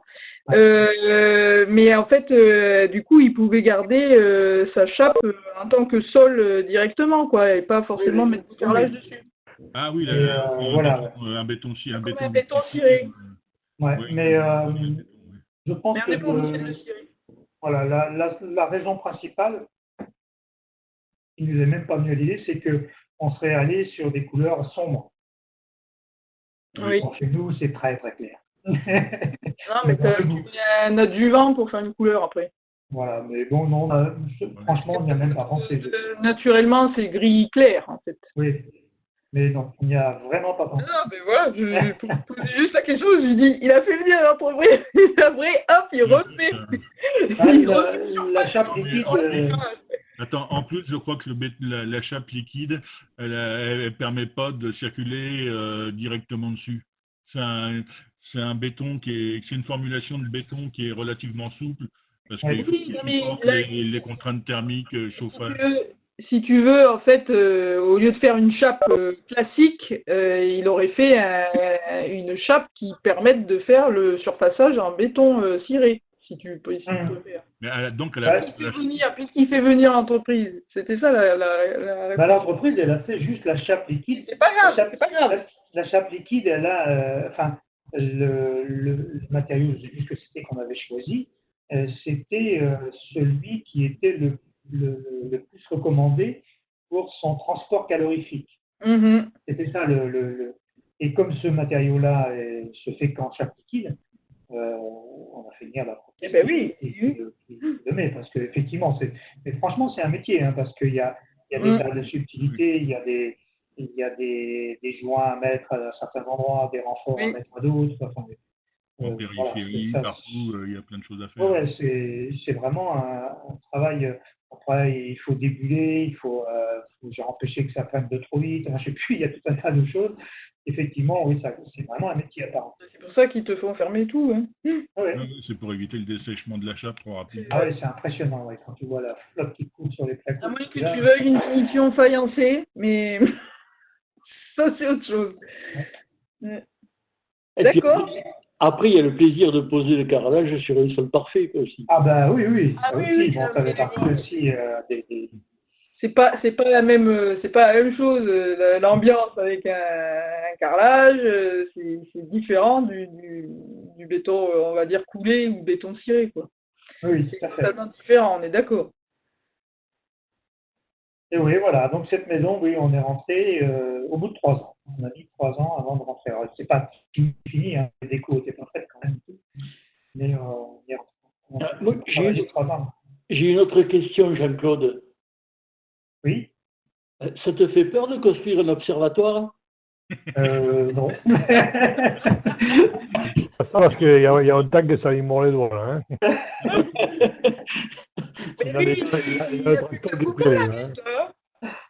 Non, ce serait pas. Enfin, oui, ce serait pas. Enfin, de ce qu'on a élaboré jusqu'ici, oui, c'est pas. Ça peut se faire avec une bonne équipe de copains, on peut faire ça facilement. Oui, mais on n'aura pas les subventions. Donc, Voilà, le problème c'est là. T'as plus que la coupole à mettre sur le toit là. Alors oui, en fait ça marche pas. J'ai déjà essayé de mettre le télescope sur le toit. On a fait de l'observation à partir du toit, sauf qu'il faut que personne ne bouge. Parce qu'un toit comme ça, c'est normal. ça vibre. Ça vibre beaucoup même. Ça, c'est clair, ouais. J'étais très très surpris. Ouais. Je ne pensais pas que le toit vibrait autant. Flexibilité, oui, c'est sûr. Ah ouais. Et des tremblements de terre, vous en avez eu? Ben, je m'en suis pas aperçu. Donc, Il y je en sais a. pas s'il y en a eu. Il y en a. Il y en a sur les Pyrénées, oui, mais bon, ils Oui. sont pas forts. Voilà. Pour le moment. Oui, pour le moment. Alors, je ne sais pas s'il résistera au tremblement de terre, au petit tremblement de terre, après certainement. Quand même. Il y a des trucs comme au Japon, je ne sais pas. Un petit chiffre, ça peut résister jusqu'à combien? Je ne sais pas. J'ai suivi une norme qui était applicable à la zone et Ouais. je l'ai suivie scrupuleusement. C'est-à-dire que quand je regarde les constructeurs dans le coin construire des maisons, donc qui sont astreints aux mêmes normes, je pense que Ça reste théorique. voilà, c'est survolé, on va dire, par rapport à ce que j'ai dit. C'est vraiment survolé. Non, quand on suit la norme, c'est vraiment, il y a énormément de béton armé. Imaginez toutes ces fenêtres, toutes ces portes, tout ça, c'est complètement cerclé de béton armé. Donc c'est pour éviter effectivement les déformations, les points de faiblesse sont les ouvertures. Donc pour éviter que ces ouvertures se cassent, on cercle l'ensemble avec. Oh non, de ce que j'ai vu de la construction, ça peut résister Oui. à une bonne secousse quand même. Après, il a un point faible, c'est ah, je vais y arriver. Le poids de la toiture. Par rapport au reste de la maison, enfin, surtout le sandwich monomure, la couche de monomure, puisque la toiture est très épaisse et très lourde. Et du coup, quand on a un tremblement de terre, c'est avec des toits trop lourds qu'on se prend tout sur la figure. Et en Italie, ils ont eu beaucoup de problèmes avec ça, des constructions, en fait, toute une époque où ils construisaient même les toitures en béton, carrément en faisant des dallages complets en pente. On en a plein d'exemples au nord de l'Italie, surtout. Et du coup, au niveau des normes sismiques, si on a des toits en béton qui sont très lourds, c'est très désavantageux parce qu'on se prend ça sur la figure. Mais en France, heureusement, on n'a pas opté pour ce type de construction. Mais il n'est pas très lourd, il ne doit pas être très lourd son toit. Alors en fait, j'allais rebondir là-dessus, effectivement. C'est un toit qui est au contraire plutôt, oui, mais après la terre. plutôt léger. Alors la terre, en fait, là, j'avais fait moi un calcul empirique pour savoir combien il y avait de poids sur ce toit. Ouais. Donc comme c'était un peu compliqué à calculer les poutres et tout ça, j'ai rien calculé du tout. Hein, c'est le fournisseur de poutres c'est le fournisseur du plancher qui te calcule la charge. Hein. Mais de façon empirique, moi j'ai pris l'empilement du toit dans une bouteille, dans un récipient de 10 par 10 et j'ai pesé combien ça faisait. Quoi. Et donc ça me donnait déjà une bonne idée en mettant de l'eau dedans et tout. Donc je savais que ça faisait à peu près 3 kilos. Et donc c'est la charge permanente, elle est de 300 kg au mètre carré. Voilà. Et 40 cm de neige. Alors, la neige ponctuelle. Pas très, très. Enfin, ce qui serait lourd, ça serait de la glace. Mais de la neige, en fait, c'est lourd, certes. Mais ça ne représente pas, au centimètre carré, ça n'est pas grand-chose. Bon, là, le toit, il est en nominal à 700 kg mètre carré. Donc, c'est une charge de bibliothèque. Voilà. Le fait d'être sur de la roche, les fondations, c'est un plus ou un moins? Ah bah c'est un plus. Ah, c'est un plus, oui. C'est un plus. Ça peut envoyer des vibrations plus facilement. C'est pas de la roche compacte qu'on a ici. C'est plutôt des roches qu'on appelle la roche pourrie, la roche qui se délite. Justement, du schiste. Voilà, une espèce de schiste, je sais pas quoi. C'est pas. T'as pas demandé. Il n'y a pas Pierre là pour te le dire. J'allais dire, parce que j'étais pour dire, t'as pas demandé à Pierre ou tu. Non, j'ai pas demandé à Pierre. Enfin bon, ça fait quand même. Non, mais c'est des schistes qui sont assez. Ouais. 7 millions, donc voilà, 2007, on est en 2020, et il n'y a pas une seule fissure. Non, mais après, bon, les tremblements de terre, ça, forcément, c'est des choses qu'on ne peut pas prévoir, si je puis dire, à l'avance, mais il ne faut pas qu'il y ait un différentiel trop important entre la nature du terrain, la composition du terrain et la construction. Il faut que les choses bougent en même temps. Ouais. S'il y a un point de dur, là, ça pose problème. Oui, bien sûr. Après, la monomure, je ne sais pas comment elle résiste au niveau des variations horizontales. Je sais que avec la norme encore, hein, je devais, alors ça prenait plus de temps, mais il fallait le faire. Il fallait la coller non seulement dessous, mais il fallait la coller sur les tranches aussi. Les côtés. Les côtés, oui. Voilà, les côtés. Ouais. Là, ça prend du temps parce qu'il faut remonter à nouveau le machin. Enfin, ça se fait. Hein. L'avantage du monomure aussi, je ne fais pas de pub, hein, j'en vends pas, hein, j'en rassure pas, mais c'est qu'il y a des briques vraiment très spécifiques pour chaque utilisation. Quoi. Vous pouvez faire même des murs arrondis. Voilà.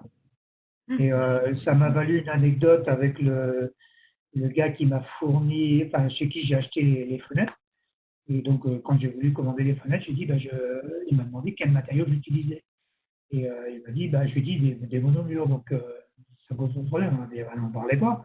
Il dit, c'est pourri comme truc et tout, on en a monté la semaine dernière, et ça s'effrite de partout et tout. Mais qu'est-ce que vous avez fait? Il m'a dit, on a monté des ouvertures sur des briques monomures. Il dit, on a été obligé de couper à la tronçonneuse, il y avait plein de trucs qui s'en allaient, enfin, on a bouché ça comme on a pu. Je dis, il y a erreur de construction, hein, parce que la brique monomure, pour les fenêtres, il y a des feuillures que tu découpes, certes, mais ça c'est précis, c'est pas au millimètre, mais c'est pas loin, quoi. Donc, non, je dis là, c'est le gars qui a monté les monomures, il a pas pris les bonnes briques, c'est tout. Il n'a pas pris les modules pour faire les baies. Les modules, voilà, qui sont dédiés à ça. Ils font une brique monomure, puis après, ils te font des linteaux en béton classiques, quoi. Voilà. Voilà, quand on fait la monomure, il faut tout prendre dans le même. C'est tout, oui. Il faut que ce soit homogène, ça c'est impératif. Tout à fait. Toutes les constructions, d'ailleurs, que ce soit du monomure ou même du béton, ça reste homogène. La brique se marie assez mal avec le béton d'une manière générale. Voilà. Il y a des terroirs à briques, hein. Il y en a certains qui habitent par là-bas, et il y a des terroirs à béton. J'ai pas compris ce que tu as dit. Il y a des terroirs à briques, et il y a des terroirs à béton. Chez nous, c'est des terroirs à briques. C'est les compétences des entreprises. Si tu vas à Grenoble, tu vas avoir du béton et du ciment. Si tu vas à Toulouse, tu vas avoir de la brique. Voilà. Oui, tout à fait. Si tu vas en Alsace, tu auras beaucoup de briques aussi, parce que c'est une terre de briques, hein, c'est sûr. La Normandie aussi, un peu. Hein. Chez nous, tu n'as que des briques. Oui, c'est vraiment que de la brique. Moi, dans tous les chantiers que j'ai faits, en arrière, c'est de la pierre. Hein. Ouais. Ah oui, en arrière, c'est des cailloux. Sur tous les chantiers que j'ai fait ici dans ma région, j'ai imposé du monomure, mais en béton cellulaire. Ah oui. Oui, en béton cellulaire. On a hésité, hein. Très franchement, on s'est posé la question si on faisait en monomure ou en béton cellulaire. Et pour quelle raison c'est du monomure aussi, le béton cellulaire. C'est le même principe. Parce que le nom monomure, il vient du fait que c'est le même matériau depuis l'extérieur jusqu'à l'intérieur. C'est ça que ça veut dire, monomure. Hein, contrairement aux différentes couches, quand tu mets du parpaing, plus de l'isolant, plus autre chose, le monomure, ça veut dire que c'est le même matériau de l'extérieur à l'intérieur. Donc ça peut être de la brique ou le béton cellulaire qui marche pas mal, qui a été inventé par les Allemands aussi, d'ailleurs, de toute façon. Tout de suite après la Deuxième Guerre mondiale, ça a été inventé, ça. Donc, mais il faut l'imposer, quoi. Et puis, bon, je leur ai imposé aussi de se former auprès des fabricants. Oui. Alors, en général, quand on trouve un artisan qui a monté de la brique monomure, il est capable aussi de monter du béton cellulaire. C'est exactement la même technique. C'est du joint mince de 1 mm. C'est exactement Oui, la c'est ça. même chose. Ben, je suis allé d'ailleurs en formation chez Emeris, une demi-journée ou une journée, apprendre à Ah monter oui, de la c'est de la brique Emeris, oui, d'accord. Ouais. Il y a Oui, je vous convie gentiment. comment ça s'appelle, Wiedenberger, là, qui fait ça aussi.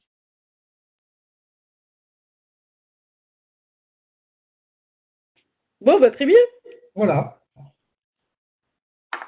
Bon, eh ben, merci pour. Eh bien, avec grand plaisir. Ouais, vraiment, c'était super. Merci. Bon, il y a des volontaires pour construire leur maison. On a un observatoire à construire. Bon. Ah, c'est une aventure qui mérite d'être vécue quand même, hein, parce que Ah ouais, voilà. bah, c'est sûr. Bon, après, il faut savoir aussi que dans les gens qui font de l'autoconstruction, il y a à peu près 50% de gens où l'aventure se termine mal, c'est-à-dire ça termine par un divorce. Bien Oui, sûr. Ah ouais, Voilà. ouais, Il n'y a pas qu'en autoconstruction. Hein. Oui, en Du moment autoconstruction. que, Ouais, la construction d'une maison pose énormément de problèmes à tous ceux qui franchissent voilà, le pas du. voilà, il faut être sur la même longueur d'onde, il faut avoir les mêmes envies et tout. Il faut vraiment, voilà, c'est une aventure à risque, mais elle est parfaitement gérable. Après, en technicité, c'est pas, voilà, ça ne demande pas de faire des études comment, énormes. Enfin, il n'y a pas besoin d'être un génie pour faire une maison, quoi. Franchement, Bah, à partir d'un moment, quand tu veux la faire correctement, il faut quand même, comme tu as fait toi, il faut avoir un temps de réflexion et puis de bien tout prévoir à l'avance, savoir s'organiser, planifier. oui, ah ben oui. De toute Ça façon, s'improvise pas non plus quand même, quoi. la maison, ça se dessine, oui, ça se construit sur les plans. Parce que Voilà. c'est à partir de là que vous allez élaborer les bonnes stratégies pour arriver à optimiser la maison. Il y a plein Vous pouvez les faire tout seul ou avec un architecte? Eh bien non, on est passé sans architecte. On est resté juste en dessous de la surface qui allait bien pour ne pas passer pour un architecte. Voilà. Tricheur. Tant pis pour toi, Ayette. Mal avec Eliette. Ah, mais c'est quoi, T'as un sous-sol aussi grand que la maison. Hein. J'ai un sous-sol aussi grand que la maison. Ouais. c'est quoi la surface minimale pour faire appel à un architecte? 170 mètres carrés. 170 Ah, mètres oui, carrés. d'accord, ouais. Celle-ci doit faire 160. À peu près. Ah oui. Ah, bah, t'avais 9,99 m encore de rab. En fait, les Faut faire l'observatoire. architectes n'ont que 5% de la construction en France. Ah oui. Bah, en maison individuelle, ouais. Non, de la construction totale, oui. Ah ouais. Bah, et le reste, c'est quoi, alors? Eh ben, il y a énormément de promoteurs, de constructeurs. Oui, d'accord, oui. Ah ouais. Oui, Donc, c'est l'inverse des autres pays européens où, par exemple, les extrêmes, c'est les pays nordiques, mais aussi la Belgique, où ben, on a besoin d'un architecte pour construire un cabanon de jardin, quoi. ouais, bon, c'est les deux extrêmes, quoi. Voilà, voilà. Alors, ça veut dire, Eliette, du coup, ça m'intéresse beaucoup parce que là, bon, j'ai des vues sur un vieil hôtel là c'est l'abandon, Mhm. qui fait 534 mètres carrés. Ça veut dire Oui. de surface, mais toutes dalles confondues, hein, parce qu'il y a deux niveaux, il y a 3 niveaux, rez-de-chaussée, premier, deuxième. Et ça veut dire que là, forcément, je ferai appel à un architecte nécessairement, quoi. Oui. Ça dépend. Si tu as besoin d'un permis de construire, si tu es obligé de faire des formalités administratives, genre permis de construire, tu es obligé de passer par un architecte. Si tu fais que de la rénovation sans déclaration particulière. Si tu touches pas aux façades, Non. ni à la structure porteuse, t'as pas forcément besoin de passer par un architecte. Voilà, l'idée c'est juste de péter les dalles, et les cloisons, et de repartir à neuf de l'intérieur. Enfin, garder les quatre coins, les quatre murs, les garder, et remodeler à l'intérieur, quoi, simplement. Alors, ouais, t'as quand même. Si tu changes pas la dimension des baies, Ouais. t'as pas forcément besoin de passer par un architecte. Mais là, tu dis que tu pètes les dalles, donc là, tu as un problème de structure. Et attention à ne pas péter toutes les dalles en même temps. C'est l'autre, enfin. Là, je te conseille quand même de passer par un architecte ou un bureau d'études, parce que ça, c'est pas le genre de truc que tu as. Et surtout, un ingénieur structure. Ouais. Ah ouais. Ouais, sinon tu te retrouves avec un tas de cailloux. Au niveau administratif, si tu n'as pas la nécessité de passer par un architecte, tu peux ne prendre qu'un ingénieur pour ta structure. Voilà. Ou un maître. Tu vois, c'est l'architecte qui te dit de ne pas prendre d'architecte. Ouais. Mais à la condition aussi que tu ne reçoives pas le public et des choses comme ça. Non, ça change Ah non, rien. mais ça n'a rien à voir, ça. Alors, il ne faut pas non plus qu'il y ait de changement de destination des locaux. Parce Voilà. que là, tu es obligé de faire une formalité administrative, donc un permis de construire, et donc là, tu es obligé de reprendre un architecte. Ah, parce que je voulais transformer ça en logement, justement, ouais. Ah bah là, tu es obligé de passer par un architecte. Tu as changement de destination des locaux, donc c'est plus la même chose. Ah ouais. Donc Là, là, des impôts. tu es obligé de demander un architecte, là, tu n'as pas le choix. Là, l'architecte qui travaille pour les impôts, là. Eliette, c'est quoi un ingénieur structure? Bah, C'est quelqu'un qui a fait une formation d'ingénieur pour toutes les études des différentes structures, que ce soit l'étude du béton, du bois, de la brique, hein, puisqu'il y a certains territoires où c'est de la brique, ça peut être de la brique pleine. Voilà, alors soit tu as des ingénieurs qui sont spécialisés dans un domaine, soit tu as des ingénieurs qui font toutes les structures. Ouais. Voilà. Ce qui est mieux, c'est de prendre quelqu'un qui s'y connaisse dans toutes les structures. Voilà. Parce que du coup, il a une vision plus vaste et il va te trouver des solutions plus intéressantes que le bétonneux, comme on dit. Pur et dur. Oh, ceci dit, s'il est tout en dur dans son hôtel, Voilà. ça sera bon. Ouais. Eliette, l'architecte n'est pas capable de faire ces calculs-là? Ah non, c'est pas son boulot. Attention. Les architectes en France ont une formation qui est issue des anciennes écoles des beaux-arts. Parce que jusqu'en 68, on avait en fait la formation d'architecte était liée aux écoles des beaux-arts. Et en 68, donc, ça a été séparé. On a gardé cette formation qui relève plus de la conception et de l'esthétique, entre guillemets, que de la structure proprement dite, à la différence des autres pays européens comme en Espagne ou en Italie, en Allemagne, où ils sont on va dire, ils ont une formation d'ingénieur architecte. Donc la différence en France, elle est quand même assez flagrante. C'est qu'on a bien sûr le long de notre cursus, on a forcément des matières d'études de structure, mais c'est pas notre spécialité. D'accord.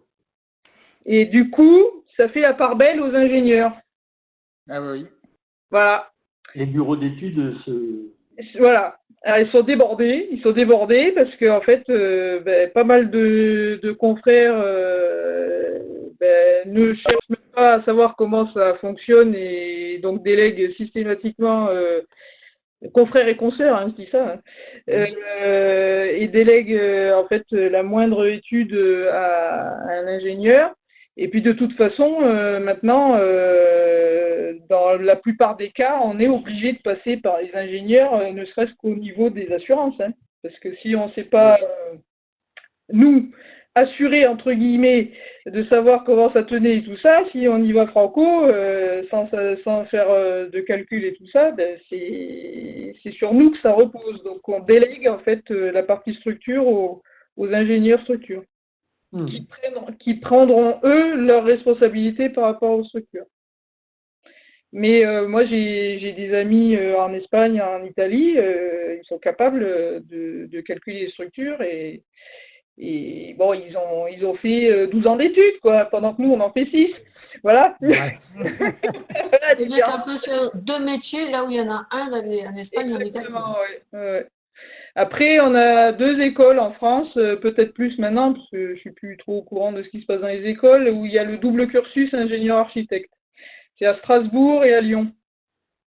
Oui. L'école d'architecture de Lyon, elle est à côté de l'école d'ingénieur, et du coup, il y a la possibilité de faire le double cursus. Et le géomètre, il se place où là-dedans? Alors, le géomètre, ben, il intervient bien en amont de tout ça, puisque lui, il est vraiment spécialisé de tout ce qui est en rapport au terrain. Oui. Voilà, Des implantations, des tracés. Voilà, il va faire les relevés de terrain, il va borner, il va aussi participer grandement. Alors un peu moins maintenant, ils ont un peu obligé à passer un peu plus par des architectes pour faire, par exemple, des lotissements. Ah oui. Il y a pratiquement la plupart des lotissements qui étaient réalisés en France étaient effectués par les géomètres. Et le dessinateur industriel? Ah ben là, c'est la petite main. Le dessinateur industriel, il fait souvent le plus grand boulot, mais en fait, c'est la petite main de l'architecte ou de l'ingénieur, ou après, industriel, ça peut regrouper énormément de choses, hein. Ça peut être l'entreprise, ça peut être... Il faut savoir dessiner les plans, tout ça. L'industrie, voilà quoi. Oui, il faut savoir dessiner, oui. Oui, il faut savoir dessiner des plans, mais après on peut être dessinateur au sein d'une menuiserie, d'une entreprise de menuiserie, on peut être dessinateur chez un architecte, on peut être dessinateur dans plein de structures différentes. Dans toutes les industries mécaniques. Tout à fait, oui. Dans toutes les industries électroniques aussi, dans tous les domaines. Oui, dans tous les domaines, oui. Dans tous les domaines techniques. Bon, c'est pas forcément les mêmes logiciels à maîtriser, parce que par exemple, je vous dis une connerie, mais les entreprises qui vont faire de l'embouteillage, par exemple. Là, on a aussi des dessinateurs industriels, mais ils vont utiliser Ils dessinent des machines, ils ne dessinent pas des bâtiments. Cela. Ah non, si, ils ne dessinent pas des bâtiments, mais ils peuvent dessiner les machines. Ils peuvent imaginer les machines, oui, bien sûr, qui vont faire l'embouteillage, mais ils vont dessiner les bouteilles d'eau, les bouteilles de... Et ça, c'est pas avec les mêmes logiciels, quoi. Après, on change de domaine complètement. Ouais. C'est plus des designers là, dans ce domaine-là. Il y a du design, mais il y a aussi en fait la réflexion, la corrélation entre le design de la bouteille et la machine qui va le fabriquer. Oui, tout à fait, parce qu'il y a des choses à respecter au niveau. Voilà, donc là, en fait, les protocoles, ils se font dès le dessin. C'est-à-dire que des logiciels comme ça y est. SolidWorks. SolidWorks, ouais, voilà. Donc là, en fait, on a le protocole qui se dessine en même temps que le produit. Et en plus, ils sont tous spécialisés, les dessinateurs. Celui qui fait de la mécanique, en général, il ne fera pas de la construction, c'est pas la même chose. Ou il ne fera pas de l'électronique, ou il ne fera pas autre chose, quoi. Donc, chacun sa spécialité. Voilà, après, moi, je traverse toujours toutes les spécialités. Alors, je revois le four de Jean-Claude tout à l'heure pour avoir travaillé aussi sur des boulangeries et fait des relevés de four. J'ai fait des relevés de moulins, donc là, il y a de la mécanique. Il y avait que les pieds qui dépassaient le four, c'est ça aussi? Pardon? Il y avait que les pieds qui dépassaient du four aussi? Ah, j'ai pas entendu, excuse-moi. Quand tu as fait tes relevés, il n'y avait que les pieds qui dépassaient du four? C'est ça. Valait mieux pas que je rentre dans le four, hein, tu vois. Surtout qu'il a servi pendant quelques années, il ne veut pas être forcément. Donc voilà, toujours dans les coupoles, c'est ça? Les coupoles où l'on fuit, les coupoles et les moulins. Pour revenir au géomètre, là, c'est la femme de Jean-Claude qui nous a fait le relevé pour le terrain de l'observatoire avec l'aménagement de la piste et le traçage de la piste pour accéder à l'observatoire. C'est tout à fait le travail en amont, quoi. Tous les plans de la maison, c'est Flo, hein. Ah ben, j'imagine, oui. Oui, parce qu'elle fait les plans aussi, ouais. Elle a fait, en fait, Elle est géomètre et topographe d'entreprise, donc elle a Eh ben oui.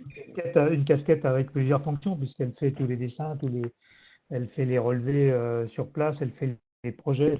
Maintenant, le géomètre d'entreprise, c'est une fonction clé dans une entreprise de travaux publics. Hein.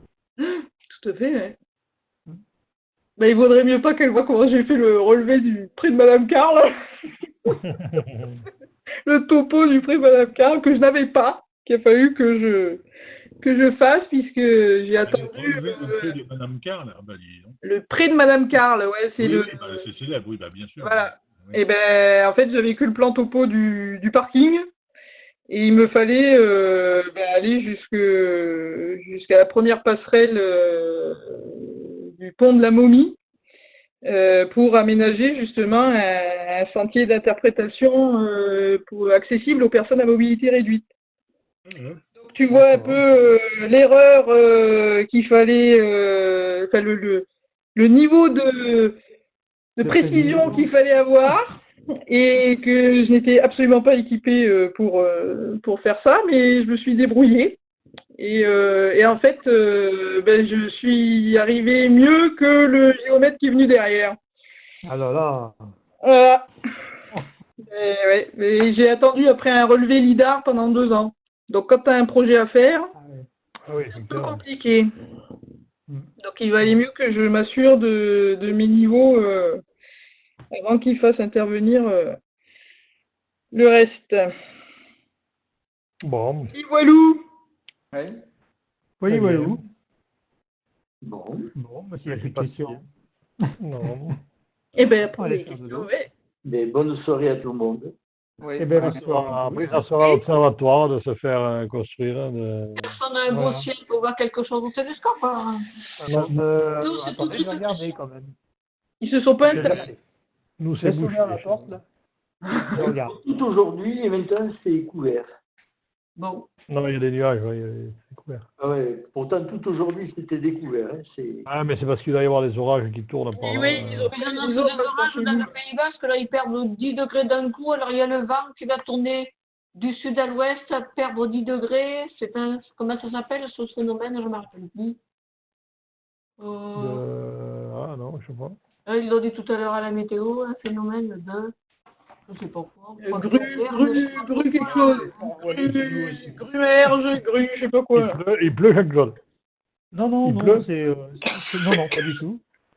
C'est voilé, c'est tout. Ouais, c'est voilé, ouais. Je peux peut-être partager les photos que j'ai fait hier soir, si vous voulez. Je suis sur le téléphone, là. Vas-y. Ah oui, c'est vrai qu'il pillait tout avec son téléphone. Partager le contenu, ça doit être ça, je suppose. Et alors? Tu es sur le téléphone, là?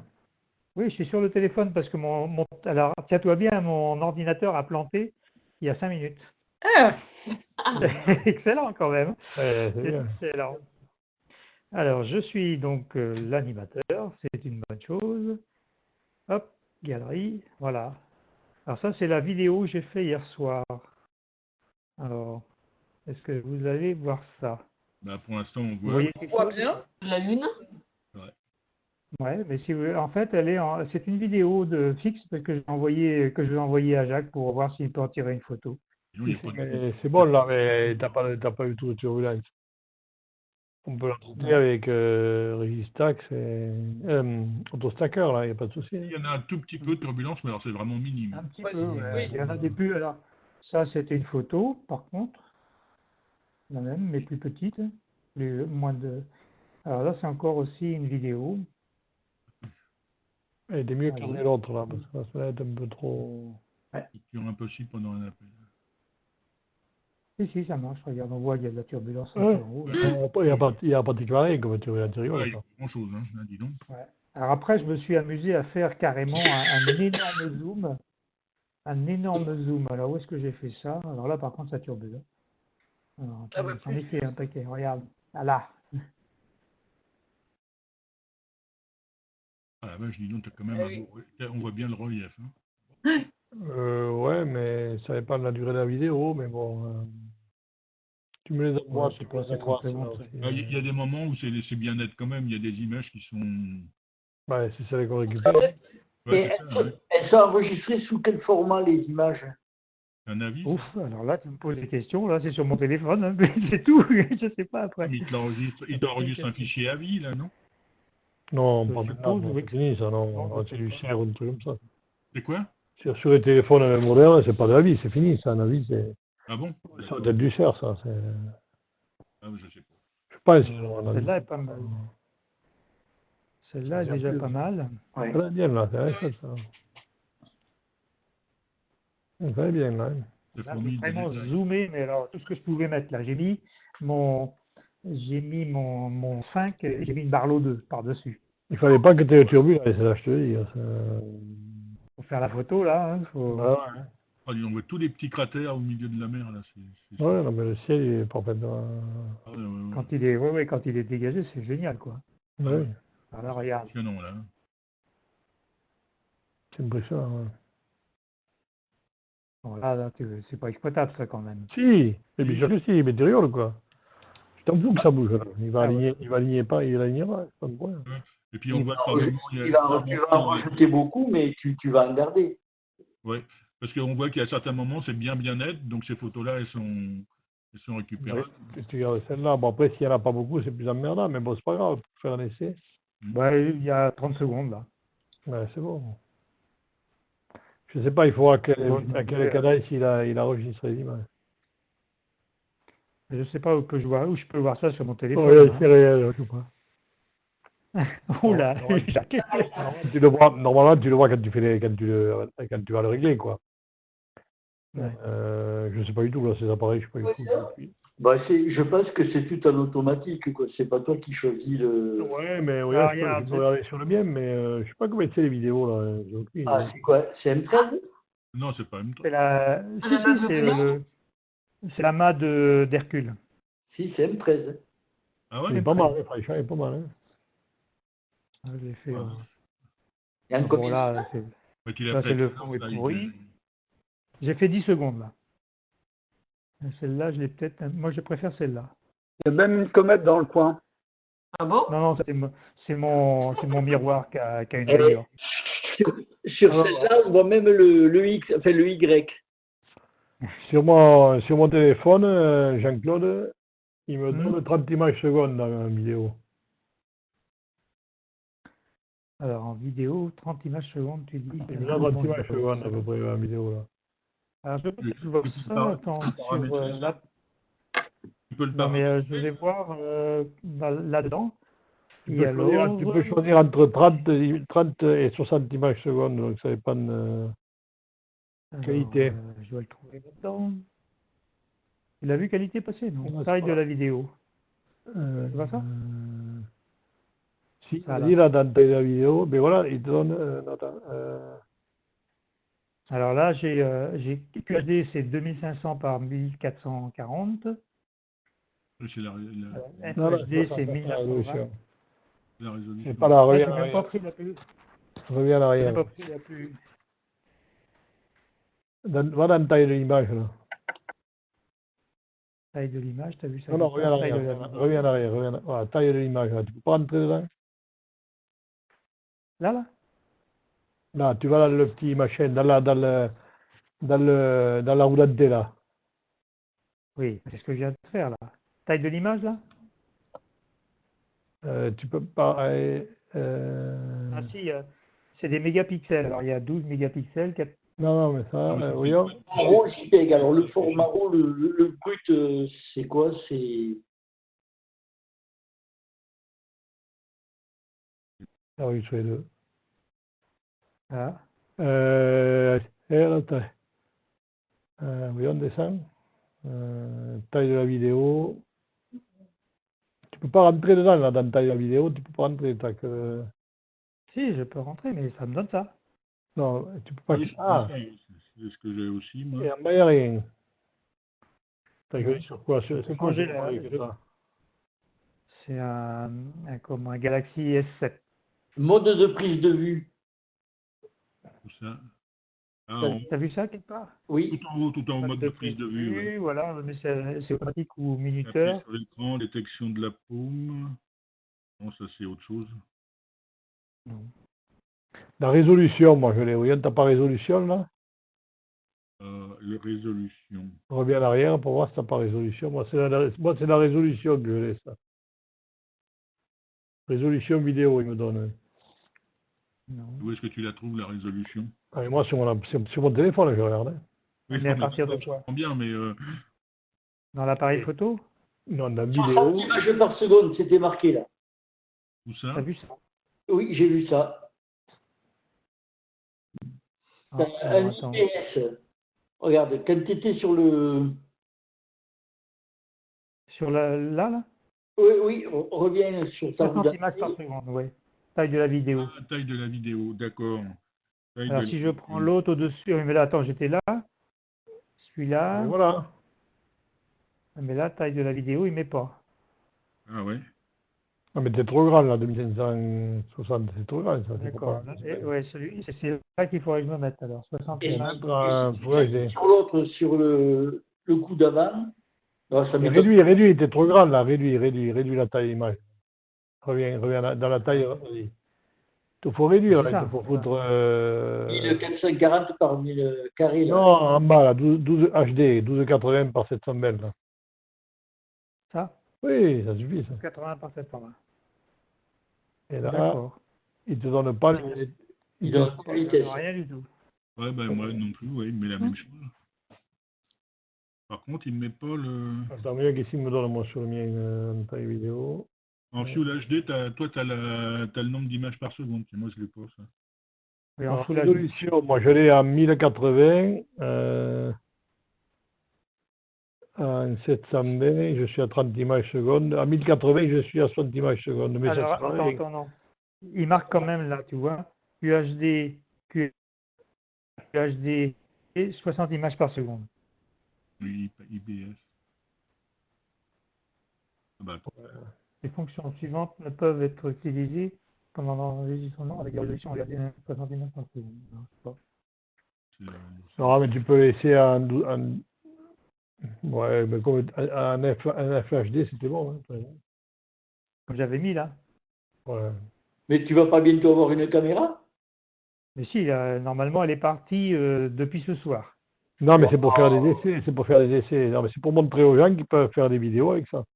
Ah ouais. Bien sûr. C'est ça l'intérêt, tu vois. C'est de montrer que tu peux faire la photo avec rien du tout, quoi. La preuve. La preuve, voilà. Et c'est quand même pas rien du tout. Non, mais pas rien du tout, je m'entends. Avec un matériel, t'as pas rien d'avoir une caméra à 2000 balles, quoi. C'était la veille. Hein. La veille, il y avait plus de turbulences, en fait. Hein. Tu avais surtout appuyé sur le miroir. Ouais, j'étais pas assez. En fait, je me suis aperçu que sur celle-là, que la position de l'appareil, il fallait pas le mettre à toucher l'œilleton. Il fallait le reculer au contraire. Reculer un petit peu, ouais. Il n'a pas Ouais. sa mise au point. C'est Gassendi là ou c'est quoi comme cratère hein Alors, bon, moi je viens d'arriver. Bah, je sais pas, je dis. Tu nous poses des questions à 22h55. Et Gassendi, pour moi, c'est important puisqu'il est né ici. D'accord, moi nous on t'a rien fait, nous, hein. On ne le connaît pas, ton bonhomme, là. Oh, tu connais pas Gassendi? De nom. Le copain à Galilée? Oh. Mais bon, le problème, c'est que là, pour le voir là, on a du mal à le reconnaître, tu vois. Il avait un zoom plus important tout à l'heure. Celle-là, elle est bien, celle-là. Tu pourrais le dire. Ah ouais, voilà, vache, elle est belle, celle-là. Oui.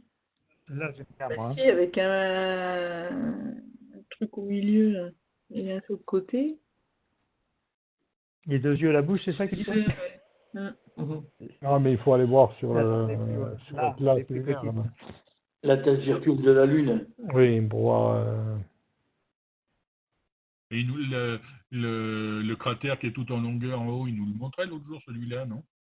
Non, je crois pas. Celui-là. Là. C'est pas celui-là? On en a un, là. Celui-là, là. En haut, là. En haut à droite, là. Ah, là, de truc bizarre. ouais, c'est ça, ouais. Celui-là, là Au-dessus, là? Ouais, à... Double cratère. Parce qu'on voit 4 cratères alignés ronds, en partant du haut. Après, un peu plus en reculant vers la gauche, on a un grand cratère allongé, là.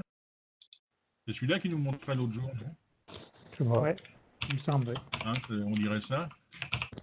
Tape, il y a dans la machine. Attends, je le foutrais en l'air, ce clavier. C'est quoi une machine à écrire que t'as Et devine qui m'a offert ça. C'est un commandant. Voilà. Je l'aurais tué. Tué quand il m'a appris ce truc-là. Là, on le voit mieux ton truc là-haut. Là. Tu vois, il y a 4 cratères alignés. Faible qualité réseau. Non, mais on fait des trucs pas mal, quoi. Ouais. Ben ouais, je trouve, moi. Ça va pas si mal. Bon, ça, c'est moi. Mais tu vois, là en bas, là, mon appareil est pas bien orienté par rapport à mon œilleton. Tu vois, ça fait du bleu en bas. Bon, c'est là toute la difficulté, c'est d'arriver à bien le... Il faut pas me prendre le nez, c'est pas une caméra, hein, donc c'est pas une caméra que tu mets dans le tube. Hein, donc, moi, je trouve que déjà arriver à faire ça avec ça, c'est super. Ah ouais. C'est tout. Oui, je suis content d'avoir fait ça. C'est sur les moyens mis en œuvre, et là, tu peux dire que c'est à la portée de tout le monde, quoi. Oui, c'est clair. Voilà, c'est tout, n'importe qui peut le faire, c'est ça l'intérêt, c'est de montrer que n'importe qui peut le faire. Sans avoir du matériel. Tu es en train de me traiter de n'importe qui, là. À portée de tous les amateurs, je veux dire, voilà. Oui, c'est vrai que c'est à portée de tous les amateurs, ça. Tous les amateurs débutants, d'ailleurs, je vais être plus clair, de tous les amateurs débutants en photographie. Et que pour débuter la photographie, il faut démarrer par là, quoi. C'est par là qu'il faut démarrer pour la photo. Hein. Parce que si tu veux, ça permet aux jeunes de se rendre compte que d'abord, il faut du temps, quand même, malgré ça. Il faut passer la nuit dehors, et des fois à 2 heures du matin, se dire merde, qu'est-ce que je fous là? Donc, avant d'acheter du matériel, tu fais avec ton appareil photo, et si ça te plaît, tu continues, quoi. C'est ça, tu vois, surtout le but, quoi. C'est de montrer aux gens qu'on peut démarrer avec peu. Voilà, c'est pas avec n'importe quoi, c'est avec peu de choses. Avec ce qu'on a sous la main, c'est ce qu'on dit toujours, quoi. Hein. Voilà. C'est-à-dire que sous la main, tu as un appareil photo, tu as ça. C'est dommage qu'il n'y ait pas mon copain, là, il aurait été intéressé. Ah, mais là, quand je fais ça, quand je fais ça, j'appelle les copains ou la famille sur WhatsApp. Et puis, je leur passe directement la vidéo en direct sur le télescope. Ils sont ravis. Oui, du coup, ça me permet de balader sur la Lune et puis de leur dire, tiens, on va regarder en haut, en bas, enfin, côté. Ouais. Cette année, il va falloir une équipe parce qu'on ne pourra pas faire guerre autrement. Hein. Et ça plaît beaucoup. Franchement, ça plaît beaucoup. Ah bah oui, les gens qui n'ont jamais vu, tu m'étonnes qu'ils sont...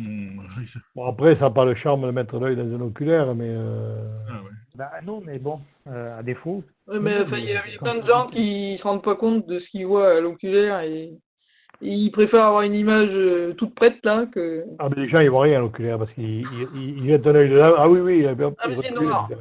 C'est noir, ouais, c'est sûr. Ouais. Les mecs, ils prennent pas le temps. Qu'ils soient pas bien en face, en plus. Ils prennent pas le temps de regarder, même pas 10 secondes. Quoi. Ouais. Il y en a du détail à regarder pourtant là. Mais sur la Lune, c'est l'objet où tu peux passer le plus de temps. Hein. Ça, c'est clair. Hein. Ah, oui, si tu veux détailler tout, là, t'en as pour un moment. Là. Ouais, puis ça change tous les jours. Donc, oui, en plus, ça change tous les jours. Hein. Ouais. Bon, là, ça va devenir quand même d'un mois à l'autre, quoi. Oui, alors, vous avez un papillon si, ça change parce que ça... La Lune, elle est posée sur ma chaussette. Oh, joli papillon. Il était posé sur mon pied, donc j'ai rapproché le pied au maximum, j'ai pris la photo. Et vous tombez bien, j'ai les chaussettes propres. C'est pas que c'est une chaussette. Hein. Bon, l'odeur, elle passe pas par Webex, ça va. Non, regarde, tu vois pas comment j'ai les pieds contractés pour que le papillon se tourne vers moi. J'ai fait des efforts pour en arriver là. T'as fait la contorsion. La contorsion des orteils pour réussir à avoir le papillon. Non, non, mais Ben, il est bien cet appareil photo là, de ton téléphone, parce que le papier, ça sur dé- les antennes, ça Ouais, va ils sont pas changer. mal, les Galaxy. Les J'aime appareils beaucoup, photo, hein. ouais. non, mais surtout Ah ouais, tous les beaucoup, hein. téléphones aujourd'hui sont impressionnants. Parce que Regarde à l'antenne, tu vois les rayures sur les ailes. Ouais. Et- ouais, mais ils ont des pixels inférieurs à 2 microns quoi, sur ces appareils, ces appareils, tu comprends? Les capteurs sont très très petits avec des tout petits pixels. Ouais. Et donc, tu as. Même la mise au point, elle est bien. Ouais, c'est vraiment incroyable les photos qu'on arrive à faire aujourd'hui avec ces appareils. Ah oui, c'est fou, ouais. On a les photos, moi je vois Ginette, elle fait des photos des orchidées là, régulièrement là, avec. Franchement, moi je suis bluffé quand tu vois la qualité des images que. Voilà, ça c'est ce que je vois de chez moi. Ah, t'as pas de chance, c'est pas. J'ai pas de Pire chance. comme situation. Ouais. Le Mont Valier, ça s'appelle ça. C'est- La Oui, montagne. bah oui, c'est le Valier avec le toit plat au-dessus. C'est le Mont Valier. Regardez s'il est beau, ça. Facilement reconnaissable J'aime bien à sa partie horizontale en haut. Ah, moi, je peux le voir de Voilà. chez moi aussi, le Valier. Mais bon, beaucoup plus loin. Beaucoup plus loin. À 200 km. Hein. Voilà, j'avais fait des photos bizarres c'est ça. parce que je pensais vous les montrer pour vous montrer le comment. Alors ça, je sais pas si ça marche. Tu peux peut-être arrêter l'enregistrement. Oui, t'as raison. Ouais. Bon, ils en profiteront. Hein. Vous n'avez pas dit trop de conneries. Quoi.